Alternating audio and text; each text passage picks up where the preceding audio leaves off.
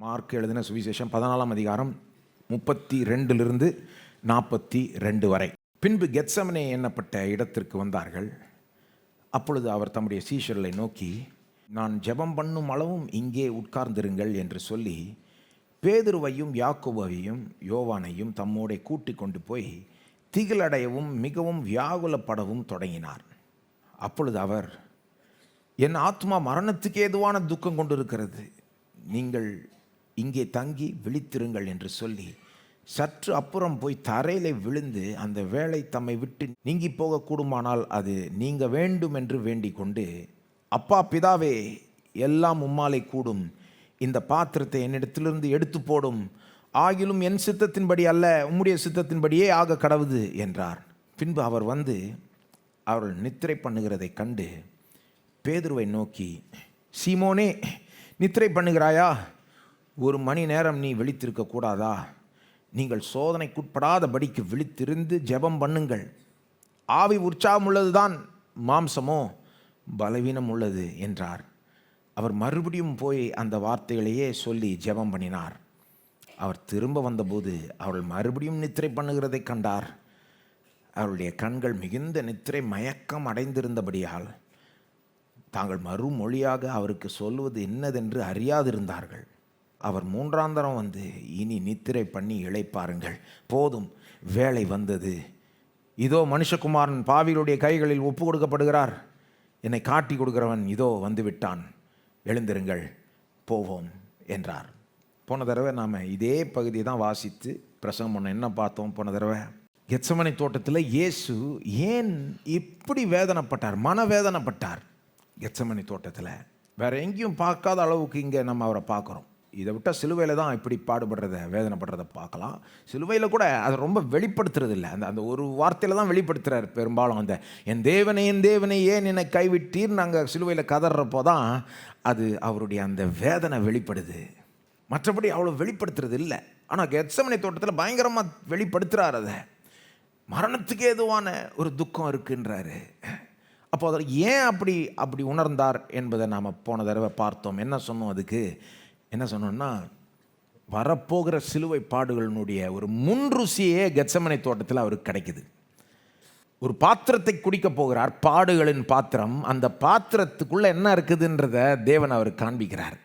உலகத்தின் பாவத்தையே சுமக்க போகிறாரு, பாவம் ஆக்கப்பட போகிறார், சாபம் ஆக்கப்பட போகிறார், பாவிகளுக்கு வர வேண்டிய நரகத்தை சிலுவையில் இவர் சுமக்க போகிறார், தேவனால் கைவிடப்பட போகிறார் என்பதெல்லாம் முன்னாகவே பார்த்து அதனுடைய ஒரு முன்ருசியே கெத்செமனே தோட்டத்தில் அவருக்கு வர்றதுனால தான் அப்படி வேதனைப்படுகிறார். அதை அவர் பார்க்குறப்போ அந்த பாத்திரத்துக்குள்ள, அவர் குடிக்க போகிற பாத்திரத்தை, அதுக்குள்ளே என்ன இருக்க போகுதுன்றத பார்க்க அவருக்குள்ளாக ஒரு போராட்டம் உண்டாகுகிறது, ஒரு இன்டர்னல் பேட்டில். ஒரு பக்கம் சிலுவையை அவாய்ட் பண்ணிடலாம், சிலுவைக்கு போக வேண்டான்னு சொல்லுது. ஆனால் இன்னொரு பக்கம் இல்லை, என்னுடைய சித்தம் அல்ல உம்முடைய சித்தமே கடவுதுன்னு. அதில் எது ஜெயிக்குது? சிலுவைக்கு போவேன், உம்முடைய சித்தமே கடவுதுன்ற உறுதியான தீர்மானத்தை அங்கே கெத்செமனே தோட்டத்தில் எடுக்கிறார். ஸோ ஒரு பயங்கரமான ஒரு போராட்டம் அவருக்குள்ளாக. ஆனால் அந்த போராட்டத்தின் மத்தியிலும் அவருடைய முடிவு ரொம்ப தெளிவாக இருக்குது. என்னுடைய சித்தம் அல்ல உம்முடைய சித்தமே கடவுதுன்னு எந்திரிச்சு சிலுவைக்கு போகிறார். இதெல்லாம் தான் போன தடவை பார்த்தோம். கெத்செமனே தோட்டத்தில் நடந்த மிக முக்கியமான நம்பர் 1 விஷயம் வந்து போன தடவை நம்ம பார்த்தது தான். ஆனால் கெத்செமனே தோட்டத்தில் வேற ஒரு விஷயமும் நடக்குது. அது என்னது? இந்த அளவுக்கு இவர் வேதனைப்படுறப்போ நடுவில் வந்து சீஷரில் வந்து செக் பண்ணிட்டு போகிறாரு. இவர் இது வரைக்கும் இல்லாத ஒரு மனவேதனை இவருக்கு வருது, ரத்த வேர்வை சிந்திக்கிட்டு இருக்காரு. ஆனால் எந்திரிச்சு நடுவில் 3 மணி நேரம் கிட்டத்தட்ட போகுதுன்னு நினைக்கிறேன். இது பாருங்கள், இந்த காரியம் அநேகமாக இருந்திருக்கும். நடுவில் 3 தடவை 1 மணி நேரத்துக்கு கழிச்சு வர்றது போல் தெரியுது, திரும்ப அந்த மாதிரி வர மாதிரி தெரியுது. நடுவில் எந்திரிச்சு வந்து சீஷர்கள்ட்ட வந்து செக் பண்ணிட்டு அவங்கள்ட்ட ஒரு காரியத்தை திரும்ப சொல்கிற மாதிரி தெரியுது. அது என்ன? அது 38ஆம் வசனத்தில் வருது, நீங்கள் சோதனைக்குட்படாதபடிக்கு விழித்திருந்து ஜெபம் பண்ணுங்கள். யார்கிட்ட சொல்கிறார் இதை? அந்த 3 சீஷர்கள், அவருடைய ரொம்ப முக்கியமான சீஷர்கள். யார்? பேதுரு, யாக்கோபு, யோவான். அவங்கள பார்த்து என்னன்னு சொன்னார்? ஃபஸ்ட்டே சொன்னார், என்னோட விழித்திருந்து ஜெபம் பண்ணுங்கன்னு சொல்லிட்டு திரும்ப இவர் ஜெபம் பண்ண போகிறாரு. அப்புறம் நடுவில் அவங்களும் வந்து பார்த்துட்டு இதை சொல்லிட்டு போகிறார். ஒரு தடவைக்கு மேலே சொல்கிறார் பாருங்க. 34ஆம் வசனத்தில் தொடக்கத்திலே சொல்கிறாரு விழித்திருங்க அப்படின்றாரு. 38 விழித்திருந்து ஜெபம் பண்ணுங்கன்றாரு. நீங்கள் இது லூக்காவை போய் வாசித்தீங்கன்னா அங்கேயும் முதலையும் சொல்கிறாரு, கடைசிலையும் சொல்கிறாரு. எப்படி வருதுன்னா, சோதனைக்கு உட்படாதபடிக்கு ஜெபம் பண்ணுங்கள்னு சொல்கிறாரு முதலையே லூக்காவில். லூக்கா 22 இதே சம்பவம் வருது பாருங்கள். லூக்கா 22, 40, 46 பார்த்தீங்கன்னா பாயிண்ட் என்ன சொல்ல வரேன்னா, இங்கே பயங்கர மனவேதனைப்படுறாரு. ஆனால் நடுவில் போய் சீஷரை செக் பண்ணிவிட்டு திரும்ப என்ன சொல்கிற மாதிரி தெரியுது, நீங்கள் சோதனைக்கு உட்படாதபடிக்கு விழித்திருந்து ஜெபம் பண்ணுங்கன்னு சொல்கிறாருன்னா அது முக்கியம் இல்லையா? அதனால தான் அதை இன்றைக்கி பார்க்க போகிறோம். ஏன் இயேசு அதை அன்றைக்கி முக்கியப்படுத்திட்டதுனால நாம் இன்றைக்கி அதுக்கு முக்கியத்துவத்தை கொடுக்க போகிறோம். அதை விட்டுருக்கலாம். சரி, நீங்கள் தூங்குறவங்க, இதில் என்ன வேடிக்கைன்னா அவங்க தொடர்ந்து தூங்கிட்டு தான் இருக்காங்க. வேறு தொடர்ந்து இவர் திரும்ப வந்து செக் பண்ணி தூங்காதீங்க விழித்திருந்து ஜெபம் பண்ணுங்கன்றாரு. அவங்க திரும்ப என்ன பண்ணுறாங்க, தூங்குறாங்க. இது வேற பைபிளில் ரெக்கார்டு வேற பண்ணப்பட்டிருக்கு. ஆதி திருச்சபையில் எப்படி இருந்திருக்கும்ன்ற யோசித்து பாருங்கள். இப்போ ஆதி திருச்சபையில் எப்படி இருந்ததுன்னா, இப்போ உங்கள் மடியில் பைபிள் இருக்குது, உங்கள் ஃபோனில் பைபிள் இருக்குது. அன்றைக்கெலாம் அப்படி கிடையாது. அன்றைக்கி எப்படின்னா, பைபிளை கேட்கணும், நீங்கள் பைபிள் இருக்கிற வார்த்தைகளை கேட்கணுன்னா சபைக்கு போனால் தான் உண்டு, ஒன்று கூடி வந்தால் தான் உண்டு. அங்கே யாராவது படித்தவங்க ஒரு ஸ்க்ரோல், ஒரு தோல் சுருளை எடுத்து அதிலிருந்து மார்க் எழுதின சுவிசேஷத்தை சத்தமாக வாசிப்பாங்க. அப்போ தான் நீங்கள் கேட்டுக்கணும். அப்போ நான் கற்பனை செஞ்சு பார்க்குறேன், எருசலேம் சபையில் பேதுரு அங்கே உட்காந்துக்கிட்டு இருக்காரு, ஒருத்தர் வாசிக்கிறாரு. இயேசு சீமோனை பேதுரை பார்த்து என்ன சொல்கிறார், சீமோனே 1 மணி நேரம் விழித்திருக்க முடியலையா? 1 மணி எப்படி இருந்திருக்கும்? இதை போய் ரெக்கார்டு வேறு பண்ணி வச்சுட்டாங்க பைபிளில், மத்தேயுல, மார்க்கில், லூக்காவில். ஏங்க இவங்க வந்து கிறிஸ்தவத்திலே மிகப்பெரிய ஆட்களுங்க. பேதுரு, யாக்கோபு, யோவான் டாப் 3ங்க. பாருங்க, அதாவது இயேசு வந்து கடவுள். மனிதர்கள்னு எடுத்துக்கிட்டிங்கன்னா கிறிஸ்தவத்தில் டாப்பான ஆட்கள் இவங்க. இயேசுனுடைய சீஷர்களில் டாப் இவங்க 3. இவங்களுக்கு எவ்வளோ அவமானமாக இருந்திருக்குமோ. ஆனாலும் ரெக்கார்ட் பண்ணி வச்சுட்டாங்களே. வேறு எங்கேயும் பார்க்க மாட்டீங்க, வேறு எந்த மதத்துலையும் இது பார்க்க மாட்டீங்க. ஏன் பதிவு செஞ்சு வச்சுருக்கிறாங்க? யோசித்து பார்க்கணும். இதை பார்க்குறப்போ கேள்வியை நம்ம எழுப்பணும். இப்படி இருக்கும்னு தெரிஞ்ச இதையும் நான் சொல்கிறேன். நீங்கள் நினைக்கிறீங்களா இது வந்து பேதுருடைய அப்ரூவல் இல்லாமல் ரெக்கார்ட் ஆகிருக்கும்னு? ஆக்சுவலாக என்ன சொல்கிறாங்கன்னா, நீங்கள் போய் சரித்திரத்தை வாசித்து பாருங்கள், அல்லது வேத வல்லுநர் சொல்கிறத பார்த்தீங்கன்னா, மார்க் எழுந்த சுவிசேஷத்துக்கு பின்னால் இருந்தவரே பேதுரு தான்றாங்க. பேதுரு தான் மார்க்குக்கு என்ன நடந்ததுன்னே சொல்லியிருப்பான்றாங்க. நீங்கள் ஆக்சுவலாக கெத்செமனே தோட்டம் இந்த சம்பவத்தை பார்த்தீங்கன்னாலும் கூட மார்க்கில் தான் எப்படி வருதுன்னா, சீமோனேன்றாரு குறிப்பாக. எப்படி சொல்கிறாரு? சீமோன். குறிப்பாக பேதுரு சொல்லியிருப்பார்னு நினைக்கிறேன். மார்க்குக்கிட்ட எழுதி என்கிட்ட தான் என் பேரை சொன்னார் ஃபஸ்ட்டு. என்ன சீமோனே 1 மணி நேரம் முழிச்சிருக்க முடியலையா? பேதுருடைய அப்ரூவலோட தான் இதே போயிருக்கும். ஏன் அவங்களுக்கு ஒரு வேளை இதனால் அவமானம் வந்தால் கூட பரவாயில்ல, இது பதிவு செய்யப்படட்டும், எல்லாரும் பார்த்து வாசிக்கட்டும், தெரிஞ்சுக்கட்டும் அப்படின்னு ஏன் விட்டாங்க? ஏன் பதிவு செஞ்சுருக்காங்க? யோசிக்கணும், சிந்திக்க வேண்டும். ஏன்னு சொல்கிறேன் கேளுங்க. ஏன்னா உண்மையிலே அன்று ராத்திரி என்ன நடந்தது என்பதை நாம் தெரிஞ்சுக்கணுன்றது முக்கியம். அதனால தான் ரெக்கார்ட் ஆகிருக்கு. அது யார் என்ன தப்பு செஞ்சால் பரவாயில்ல, யார் அவமானப்பட்டாலும் பரவாயில்ல, அதை நாம் தெரிஞ்சுக்கணும். அது ஒரு காரியம். சத்தியத்தை வேதம் மறைக்காமல் சொல்லும். இன்னொரு காரணமும் இருக்குது. ஏன் பதிவு செய்யப்பட்டிருக்கு? ஏன்னா இந்த சீஷர்கள் பாருங்கள், அன்று ராத்திரி இதனுடைய முக்கியத்துவத்தை உணரலை. சொல்ல தூங்கிட்டே இருக்கிறாங்க. எப்படி பாருங்கள், இயேசுவே வந்து சொல்கிறாரு, சொல்லி தூங்கிட்டே இருக்கு. ஆனால் பிறகு இதனுடைய முக்கியத்துவத்தை உணர்ந்திருப்பார்கள். பிறகுனா எப்போ? இயேசு உயிரோடு எழுந்து, அப்புறம் பரமேறி, அப்புறம் பரிசுத்த ஆவியானவர் வந்து சபை தொடங்கின பிறகு, ஊழியத்தை தொடங்கின பிறகு, அப்புறம் போக போக இந்த வார்த்தைகளுடைய முக்கியத்துவத்தை உணர்ந்திருப்பாங்க. எந்த வார்த்தைகள்? சோதனைக்கு உட்படாதபடிக்கு விழித்திருந்து ஜெபம் பண்ணுங்கள். சோதனைக்கு உட்படாதபடிக்கு விழித்திருந்து ஜெபம் பண்ணுங்கள். சோதனைக்கு உட்படாதபடிக்கு விழித்திருந்து இந்த வார்த்தைகளுடைய முக்கியத்துவம் போக போக பேதுருவுக்கு, யாக்கோபுக்கு, யோவானுக்கு, மற்ற எல்லா சீஷர்களுக்கும், பவுலுக்கும் கூட புரிஞ்சுதுன்றது நீங்கள் எங்கே பார்த்து தெரிஞ்சுக்கலாம்னா, நீங்கள் போய் பவுலை வாசித்து பாருங்கள், பேதுருவை வாசித்து பாருங்கள், யோவானை வாசித்து பாருங்கள். எல்லாரும் இந்த மாதிரி பேசுவாங்க. நாம் விழித்திருக்க வேண்டும், உங்களை குறித்து எச்சரிக்கையாக இருங்கள். பவுல் சொல்லுவார், யோவான் சொல்லுவார். நான் வசனம் காமிக்கணும், எவ்வளோ வசனம் காமிக்கலாம். பிறகுதான் இதனுடைய முக்கியத்துவம் புரியுது. அதனால் இதை பதிவு செஞ்சு வச்சிடுறாங்க. ஏன்? அன்று ராத்திரி அவங்க அதன்படி செய்யலானாலும் இது முக்கியன்றது அவங்களுக்கு புரிஞ்சிருச்சு. இந்த பாடத்தை அன்னைக்கு அவங்க கற்றுக்கலனாலும் பிறகு கற்றுக்கிட்டாங்க. அது மட்டும் இல்லை, இந்த பாடம் அவங்களுக்கு மட்டும் இல்லை, அன்று ராத்திரி அவங்க அந்த 3 பேருக்கு மட்டும் இல்லை இந்த பாடம், சபைக்கே இந்த பாடம் அவசியம். தலைமுறையாக வரப்போகிற விசுவாசிகள் எல்லாருக்குமே இது தெரியணும். சோதனைக்கு உட்படாதபடிக்கு நீங்கள் விழித்திருந்து ஜெபம் பண்ணுங்கள்ன்றது எல்லாருக்குமே தெரியணும். இன்றைக்கி அதுதான் நம்ம பார்க்க போகிறோம். இந்த பாடம் நமக்கும் முக்கியம் ரைட்டு. பிரயோஜனமாக முக்கியமான பாடம் நிறையா இருக்குது. ஆனால் சிலருக்கு அதில் இன்ட்ரெஸ்ட் இல்லை. ஏன்னா அவங்க என்ன நினச்சிக்கிறாங்க, இதனால் எனக்கு என்ன கிடைக்குது, இது ஐயோ இது ரொம்ப பிரயோஜனங்க உங்களுக்கு, இது ரொம்ப உங்களுக்கு உதவும். எந்த விதத்தில்? சோதனைக்கு உட்படாமல் இருப்பதுன்னா என்னது? சோதனையில் பாருங்கள், சோதனை என்னங்க? சோதனைன்னா அந்த பாவம் செய்யும்படி நம்மளை இழுக்குது பாருங்கள், ஒரு சக்தி, ஒரு ஈர்ப்பு சக்தி, அதுதானே சோதனை. நம்ம யாருமே கடமை உணர்ச்சியோடு ஒன்றும் பாவம் செய்கிறதில்ல. இப்போ இன்றைக்கி அட்லீஸ்ட் ஒரு பாவமாக செஞ்சுருவோம் அப்படின்னா கிடையாது. யாரும் அப்படி பாவம் செய்கிறது கிடையாது. ஏன் ஒரு பாவம் கூட யாராவது செய்கிறாங்கன்னா ஏன் செய்கிறாங்கன்னா அவங்கள இழுக்குது, என்னமோ இழுக்குது, ஒரு ஈர்ப்பு சக்தி. அதை தான் சோதனைன்றோம், டெம்ப்டேஷன்னு சொல்லுகிறோம். பாருங்க, எல்லா விதத்திலும் நம்மை போல சோதிக்கப்பட்டிருந்தும் அவர் பாவம் செய்யாது இருந்தார்னா என்ன அர்த்தம்? அந்த சக்தி வந்து அவரை இழுக்க பார்க்குது, ஆனால் அவரை இழுக்கவே முடியல. கொஞ்சம் கூட அவரை இழுக்கவே முடியல. அவருக்கும் நமக்கும் என்ன வித்தியாசம்னா, நாமளும் அந்த ஈர்ப்பு சக்தியை உணர்ந்திருக்கிறோம். நாமும் அந்த ஈர்ப்பு சக்தியை உணர்ந்திருக்கிறோம். ஆனால் அவருக்கும் நமக்கும் என்ன வித்தியாசம்னா, நாம் வந்து அதனால் இழுக்கப்பட்டோம். நாம் அதனால் இழுக்கப்பட்டு உள்ளே போய் டமால்னு விழுந்துட்டுருக்கோம். சில நேரம் ஆயிருக்கு இல்லையா? எல்லாருக்கும் சில நேரம் ஆயிருக்கு தானே. ஒன்றும் தெரியாத மாதிரி நீங்கள் பார்க்கலாம், ஆனால் எல்லாருக்கும் ஆயிருக்கு.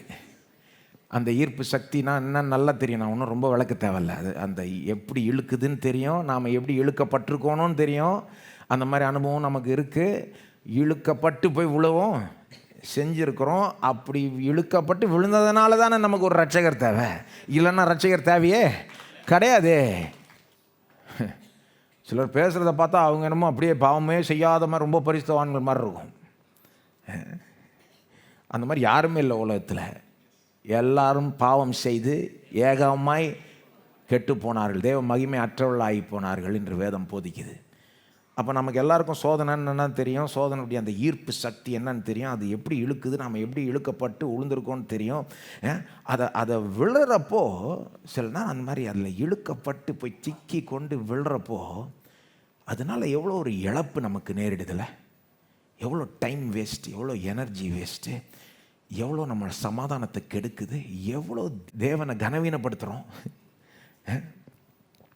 நம்முடைய பாவத்தினால் அவருக்கு ஒரு கெட்ட பேர், நாம சமாதானம் கெடுது, அவருடைய நாமம் மகிமைப்படுறதில்லை. அதனால் அது மற்றவர்களுக்கு நேரிடலாம். அதான் என்ன சொல்ல வரேன்னா, நாம் அந்த யோசித்து பாருங்கள். இது இந்த இந்த இது வரைக்கும் உங்கள் வாழ்க்கையை பற்றி நீங்கள் யோசித்து பாருங்கள், நான் என் வாழ்க்கையை பற்றி யோசித்து பார்க்குறேன். எத்தனை முறை நாம் விழுந்திருப்போம் அல்லது இழுக்கப்பட்டு விழுந்திருப்போம். அதனால் எவ்வளோ இழப்பு. பலவிதமான சோதனைகளுக்கு ஆகப்பட்டிருக்கிறோம் நாம். ஒரு சிலர் வந்து ஒரு விதமாக, இன்னொரு சிலர் வேறு விதமாக. இப்போ சோதனைன்னா இதை புரிஞ்சுக்கணும் பாருங்கள். கொஞ்சம் இது ப்ராடான விஷயம். எப்படி ரொம்ப விரிவான ஒரு கருத்து சோதனைன்னா. ஏன் நாம் நம்முடைய அனுபவத்தில் ஒருவேளை நமக்கு வந்து 1-2 பாவங்களில் தான் நம்ம சோதிக்கப்படுறதுனால நாம் எப்படி நினச்சிக்கூடாதுன்னா இவ்வளோ தான் இருக்குன்னு கிடையாது. எவ்வளோ விதத்தில் சோதிக்கப்படலாம். நீங்கள் 1-2 விதத்தில் சோதிக்கப்படலாம், பக்கத்தில் இருக்கிறார் வேறு விதத்தில் சோதிக்கப்படலாம். சிலர் வந்து பெருமைக்கு நேராய் சோதிக்கப்படுகிறார்கள், சிலர் வந்து இச்சிக்க சோதிக்கப்படுகிறார்கள், சிலர் வந்து கோபம் படும்படி சோதிக்கப்படுகிறார்கள். சிலருக்கு கோபம் வந்து ஒரு பெரிய பிரச்சனை, ஆனால் இன்னொருத்தருக்கு அது கோபம் ஒரு பெரிய பிரச்சனையே கிடையாது. அவங்களுக்கு வந்து பெருமை ஒரு பிரச்சனையாக இருக்கலாம், இச்சை ஒரு பிரச்சனையாக இருக்கலாம். சிலருக்கு வந்து செய்யக்கூடாததை செஞ்சுருவாங்க, அதுதான் பிரச்சனை. சிலர் வந்து செய்ய வேண்டியதை செய்ய மாட்டாங்க, அதுதான் பிரச்சனை. வேறு வித்தியாசமாக வரும். ஆளுக்கேற்ற மாதிரி, சுவாபத்துக்கு ஏற்ற மாதிரி. சிலர் எப்படின்னா தவறான காரியத்தை ஆசைப்படுவாங்க, அதுக்கு அதை குறித்த ஒரு சோதனை வரும் அவங்களுக்கு. சிலர் எப்படின்னா கரெக்டான காரியத்தை தான் ஆசைப்படுவாங்க, ஆனால் அளவுக்கு மிஞ்சி ஆசைப்பட்டுருவாங்க. அதுவும் தப்பு தானே, அதுவும் பாவம். முதலாவது தேவனாகிய கர்த்தரை அன்பு கூர்வாயாக, அப்புறம் 2வது பிறனிடத்தில் அன்பு கூறுவாய், அதை திருப்பி போட்டால் அது பாவம். கடவுளை முதல்ல அன்பு கூறாமல் பிறனிடத்தில் முதல்ல அன்பு கூர்ந்தால் அது பாவம் ஆகிடும். எதை எங்கே வைக்கணுமோ வைக்கணும், எதை எவ்வளோ ஆசைப்படணுமோ அவ்வளோ ஆசைப்படணும். எல்லாத்த விட பயங்கரமான பாவம் எதுனா, மோசமான பாவம் எதுனா நான் நினைக்கிறேன், இயேசுவே நீ வேண்டாம், இயேசுவே எனக்கு வேண்டான்னு தள்ளி விடுவது தான் பாவம், இருக்கிறதுலே பெரிய பாவம். இயேசுவே எனக்கு வேண்டான்னு சொல்கிற அந்த பாவத்துக்கு தான் ஜனங்க நரகம் போவாங்க. அல்லது இயேசு ஒன்றை வந்தவர்கள் இனி நான் இயேசுவை நம்ப போகிறதில்ல, எதுக்கு நான் நம்பணும், நம்பி என்ன பிரயோஜனம் அப்படின்னு சில நேரம் சோதிக்கப்படுகிறார்கள். அதுவும் பயங்கரமான ஒரு சோதனை, பயங்கரமான ஒரு. அப்போ என்ன சொல்ல வரேன்னா, நாம் பல விதத்தில் சோதிக்கப்பட்டிருக்கோம். இப்போ நான் சொன்னேன், ஏன் இவ்வளோ உதாரணம் சொன்னேன்னா, அப்போ நீங்கள் இதுக்கு ரிலேட் பண்ணலாம். சிலர் இதில் சோதிக்கப்பட்டுலாம், சில அதில் பாயிண்ட் என்னன்னா, எவ்வளோ விதத்தில் சோதிக்கப்பட்டு எவ்வளோ தடவை நம்ம இழுக்கப்பட்டு விழுந்து எவ்வளோ இழந்திருக்கிறோன்னு சொல்ல வரேன். இதெல்லாம் நடக்கலைன்னா, இப்படி நாம் இழுக்கப்பட்டு விழலைன்னா எந்த அளவுக்கு நம்முடைய சமாதானம் இன்னும் அதிகமாக இருந்திருக்கும், இன்னும் எவ்வளோ சந்தோஷமாக வாழ்ந்திருக்கலாம், இன்னும் எவ்வளோ ஒரு கான்ஃபிடென்ஸோடு வாழ்ந்திருக்கலாம், இன்னும் எவ்வளோ எஃபெக்டிவாக இருந்திருக்கலாம், இன்னும் டைமும் எனர்ஜியும் எவ்வளோ இருந்திருக்கும், இன்னும் எவ்வளோ கடவுளுக்காக செஞ்சுருக்கலாம், இன்னும் எவ்வளோ கடவுளுடைய நாமத்தை மகிமைப்படுத்தியிருக்கலாம், இன்னும் எவ்வளோ கடவுளுக்காக சாட்சியாக இருந்திருக்கலாம் அப்படின்னு ஒரு எண்ணம் தோணலை நமக்கு. அதனால தான் இந்த போதனை பிரயோஜனம் உள்ளது. ஏசு என்ன பண்ணுறாரு, இனிமேல் வேறு விதமாக வாழணுமா, உனக்கு வழியை சொல்லித்தரேன். சோதனைக்கு உட்படாமல் இருக்கிறதுக்கு வழி. அப்படின்னா அது இழுக்கும், ஆனால் நீ அதனால் இழுக்கப்பட மாட்ட. அது இழுக்கும், ஆனால் நீ அதனால் இழுக்கப்பட மாட்ட. என்ன மாதிரி இருக்கிறதுக்கான வழி என்னது? விழித்திருந்து ஜெபம் பண்ணுங்கள். அதை தான் அவர் அங்கே பண்ணுறாரு. கெத்செமனே தோட்டத்தில் அவர் அவங்கள்ட்ட சொல்கிறது மட்டும் இல்லை, அதை தான் பண்ணிக்கிட்டே இருக்கிறார். 3 மணி நேரம் அவர் அதை தான் பண்ணுறார், விழித்திருந்து ஜெபம் பண்ணுறாரு. அவங்க தலைகளை பண்ணுறாங்க, ஜெபம் பண்ணாமல் தூங்குறாங்க. அவர் விழித்திருந்து ஜெபம் பண்ணுறாரு. அந்த பாடம் அன்றைக்கி அவங்களுக்கு மட்டும் இல்லை, இன்றைக்கும் நமக்கு பொருந்தும். ஆகவே இதை பார்ப்போம், விவரமாக பார்ப்போம் இந்த பாடத்தை. எல்லாம் சொல்லுங்கள், விழித்திருந்து ஜெபம் பண்ணுங்கள். அதுதான் வழி. சோதனைக்கு உட்படாமல் இருப்பதற்கு வழி விழித்திருந்து ஜெபம் பண்ணுங்கள். முதல்ல அந்த 2 வார்த்தைகளையும் ஒன்றா சேர்த்து எடுத்துப்போம். அதை சும்மா மேற்பூச்சா கொஞ்சம் பார்ப்போம். விழித்திருந்து ஜெபம் பண்ணுங்கள். விழித்திருந்து ஜெபம் கேட்குறதுக்கு அவ்வளோ எளிமையாக இருக்குது. எப்படி சோதனையால் இழுக்கப்பட முடியாமல் இருக்கலாம்? விழித்திருந்து. இயேசு சில காரியங்களை அவ்வளோ எளிமையாக சொல்லுவார், ஆனால் ஏமாந்துடக்கூடாது, அதில் எவ்வளோ இருக்குது. இயேசு ஜீனியஸ். அவரை மாதிரி யாரும் போதிக்க முடியாது பாருங்கள். அவர் எப்படி போதிக்கிறாருன்னா, ஒரு ரொம்ப பயங்கரமான ஒரு கான்செப்டை அப்படி சுருக்கி சாராம்சமாக்கி 2 வார்த்தையில் விஷயத்தை முடிக்கிற மாதிரி போதிக்கிறாரு. விழித்திருந்து அதில் எவ்வளோ இருக்குது தெரியுமா? இப்படி சொல்கிறேன், எவ்வளோ இருக்குன்னா, அந்த விழித்திருங்கன்ற அந்த வார்த்தையில் உனக்கு ஒரு பங்கு இருக்குது, நீ அதை கரெக்டாக செய்யுன்ற கருத்து இருக்குது. ஜெபம் பண்ணுங்கன்ற வார்த்தையில் நீ உன் பங்கை எவ்வளோ கரெக்டாக செஞ்சாலும் பத்தாது, கடவுளே உனக்கு உதவி செஞ்சாதான் இதில் நீ உட்படாமல் இருக்க முடியும், இதனால் இழுக்கப்படாமல் இருக்க முடியும், இதை மேற்கொள்ள முடியும். ஆகவே ஜெபம் பண்ணு, அவரை சார்ந்துக்கோ, நீ வெறும் உன் பங்கை நம்பி இருக்காத. 2 கருத்தும் இணைச்சிடுறாரு பாருங்க. இது வேதத்தில் மற்ற இடங்களில் ஒரு கருத்து சில இடத்துல வலியுறுத்தப்படும், இன்னொரு கருத்து வேறு இடத்துல வலியுறுத்தப்படும். எத்தனையோ வசனங்கள் இருக்குது பாருங்கள், உங்கள் பங்கை சொல்கிற வசனங்கள். உதாரணத்துக்கு ரோமர் 6:12, நீங்கள் சரீர இச்சைகளின்படி பாவத்திற்கு கீழ்ப்படியத்தக்கதாக சாவுக்கு ஏதுவான உங்கள் சரீரத்தில் பாவம் ஆளாது இருப்பதாக. எல்லாம் சொல்லுங்க, பாவம் ஆளாது இருப்பதாக. அப்படின்னா என்ன பவுல் சொல்கிறாரு? தமிழில் உங்களுக்கு கிளியராக புரியுதான்னு தெரில. ஆளாது இருப்பதாக அப்படின்னா ஆள விடாத தான் அர்த்தம். ஆள விடாது. ஆங்கிலத்தை வாசித்தீங்கன்னா பிளெயினாக இருக்கும். Do not let sin reign in your mortal body. விடாத, நீனு அது உன் கையில் இருக்கிற மாதிரி சொல்லுது, உன் பங்கு இருக்குது, நீ ஆளை விடக்கூடாது, அது உன் வேலை. 6:13 ரோமர் 6:13 அடுத்த வசனத்தை சொல்கிறார், நீங்கள் உங்கள் அவயவங்களை அநீதியின் ஆயுதங்களாக பாவத்திற்கு ஒப்புக்கொடாமல், சொல்லுங்க, ஒப்புக்கொடாமல் உங்களை மரித்தோரிலிருந்து பிழைத்திருக்கிறவர்களாக தேவனுக்கு ஒப்பு கொடுத்து, சொல்லுங்க, தேவனுக்கு ஒப்பு கொடுத்து உங்கள் அவயவங்களை நீதிக்குரிய ஆயுதங்களாக தேவனுக்கு ஒப்பு கொடுங்கள். எல்லாம் சொல்லுங்கள், தேவனுக்கு ஒப்பு கொடுங்கள். எத்தனை முறை சொல்கிறாரு பாருங்கள். எப்போ உன் கையில் இருக்குது, நீ இது இப்படி ஒப்பு கொடுக்காத, இப்படி ஒப்பு கொடு. பாவத்துக்கு ஒப்பு கொடுக்காம தேவனுக்கு ஒப்பு கொடு. முன்ன எப்படி உன் அவயவங்களை எடுத்துக்கிட்டு பாவத்துக்கு ஒப்பு கொடுத்து, இப்போ போய் எடுத்துக்கிட்டு நீதிக்கு ஒப்பு, நீ செய் உன் வேலை. இந்த மாதிரி எத்தனையோ வசனத்தை நான் சொல்லலாம் பாருங்க. ஜீவ பலியா ஒன்னையே நீ ஒப்பு கொடு. 1 தீமோத்தேயு 6:11, கொலோசியர் 3:5, 1 பேதுரு 2, நிறைய வசனம். இந்த வசனத்தை சொல்ல விரும்புகிறேன். எபிரேயர் 12:4. எபிரேயர் 12:4 இது முக்கியமான வசனம். ஏன்னா கெத்செமனே தோட்டத்தோட சம்பந்தம் இருக்கிற வசனம். கிறிஸ்தவர்களுக்கு எழுதுறாரு. எபிரேயர் 12:4 சொல்றாரு, பாவத்திற்கு விரோதமாய் போராடுகிறதில் ரத்தம் சிந்தப்படத்தக்கதாக நீங்கள் இன்னும் எதிர்த்து நிற்கவில்லையே. நீங்கள் இன்னும் எதிர்த்து, அதாவது இல்லைங்க நான் எதிர்த்து நின்னங்க, ஆனால் விழுந்துட்டேங்க. எதிர்த்து நின்னங்க, ஆனால் அந்த சோதனையை மேற்கொள்ள முடியலங்க, ஒர்க் அவுட் ஆகலைங்க அப்படின்னு சொல்கிறவங்கள பார்த்து சொல்கிறாரு. இவர் என்னன்னு சொல்கிறாரு, இல்லை பாவத்திற்கு விரோதமாய் போராடுகிறதில் ரத்தம் சிந்தப்படத்தக்கதாக நீங்கள் இன்னும் எதிர்த்து நிற்கவில்லையே. அப்படின்னா என்ன சொல்கிறாரு? அப்படியே கெத்செமனே தோட்டத்தை தான் குறிக்கிறாரு இவர். தெரியுதா உங்களுக்கு? கெத்செமனே தோட்டத்தில் இயேசு ரத்த வேர்வை சிந்தி போராடுகிறார். என்னுடைய சித்தம் அல்ல உம்முடைய சித்தமே. அவர் எப்படி அங்கே கெத்செமனே, போன வாரம் சொன்னேன் நான், நீங்கள் மத்தேயு, மார்க், லூக்கா எல்லாத்தையும் வாசித்து ஒன்றா சேர்த்திங்கன்னா அங்கே போகிறாரு. தோட்டத்துக்கு போய் அங்கே அப்படியே விழுகிறார். விழுந்து அந்த தரையில் விழுந்து அப்படின்னு வருது. ஒரு இடத்துல முழங்கால் படிட்டுன்னு வருது, இன்னொரு இடத்துல முகம் கொப்புற விழுந்துன்னு வருது. சத்தமாக கதறினாருன்னு எபிரேயரில் வருது. கெத்செமனே தோட்டத்தை பற்றி பேசுகிற மாதிரி தான் தெரியுது இன்னொரு வசனத்தில். அதாவது அந்த அளவுக்கு ஒரு போராட்டம், அந்த அளவுக்கு அதை ஃபைட் பண்ணுறாரு அவர், கதறாரு. என்னுடைய சித்தமால உம்முடைய சித்தமே. அப்படி ஒரு போராட்டம் நடக்க, ரத்த வேர்வை சிந்துறாரு. இவர் என்ன சொல்றாரு இங்கே எபிரேயர் 12:4, நீங்கள் எதிர்த்தீங்கன்னு சொல்கிறீங்க கிறிஸ்தவர்களே, ஆனால் இல்லை போதுமான அளவுக்கு எதிர்க்கலையே. இயேசு எதிர்த்த மாதிரி எதிர்க்கலையே. அவருக்கு அந்த சோதனை வந்தது கெத்செமனே தோட்டத்தில், சிலுவைக்கு போக வேண்டான்னு. அதை அவர் எப்படி எதிர்த்தாரு? ரத்த வேர்வை, ரத்தம் சிந்தப்படத்தக்கதாக எதிர்த்தார் இல்லையா? அந்த மாதிரி நீங்கள் எதிர்க்கலன்னா என்ன அர்த்தம்? இன்னும் எதிர்க்கலான்னு அர்த்தம். இல்லைங்க நான் எதிர்த்தேன்னு சொல்கிறவங்களுக்கு பார்த்து நான் சொல்ல விரும்புகிறேன், போதுமான அளவுக்கு எதிர்த்தீங்களா? உங்கள் பங்கை செஞ்சீங்களா? கதறி இருக்கீங்களா? தேவனே இதை நான் ஆசைப்படுற இந்த தவறான காரியத்தை எடுத்து போடும்,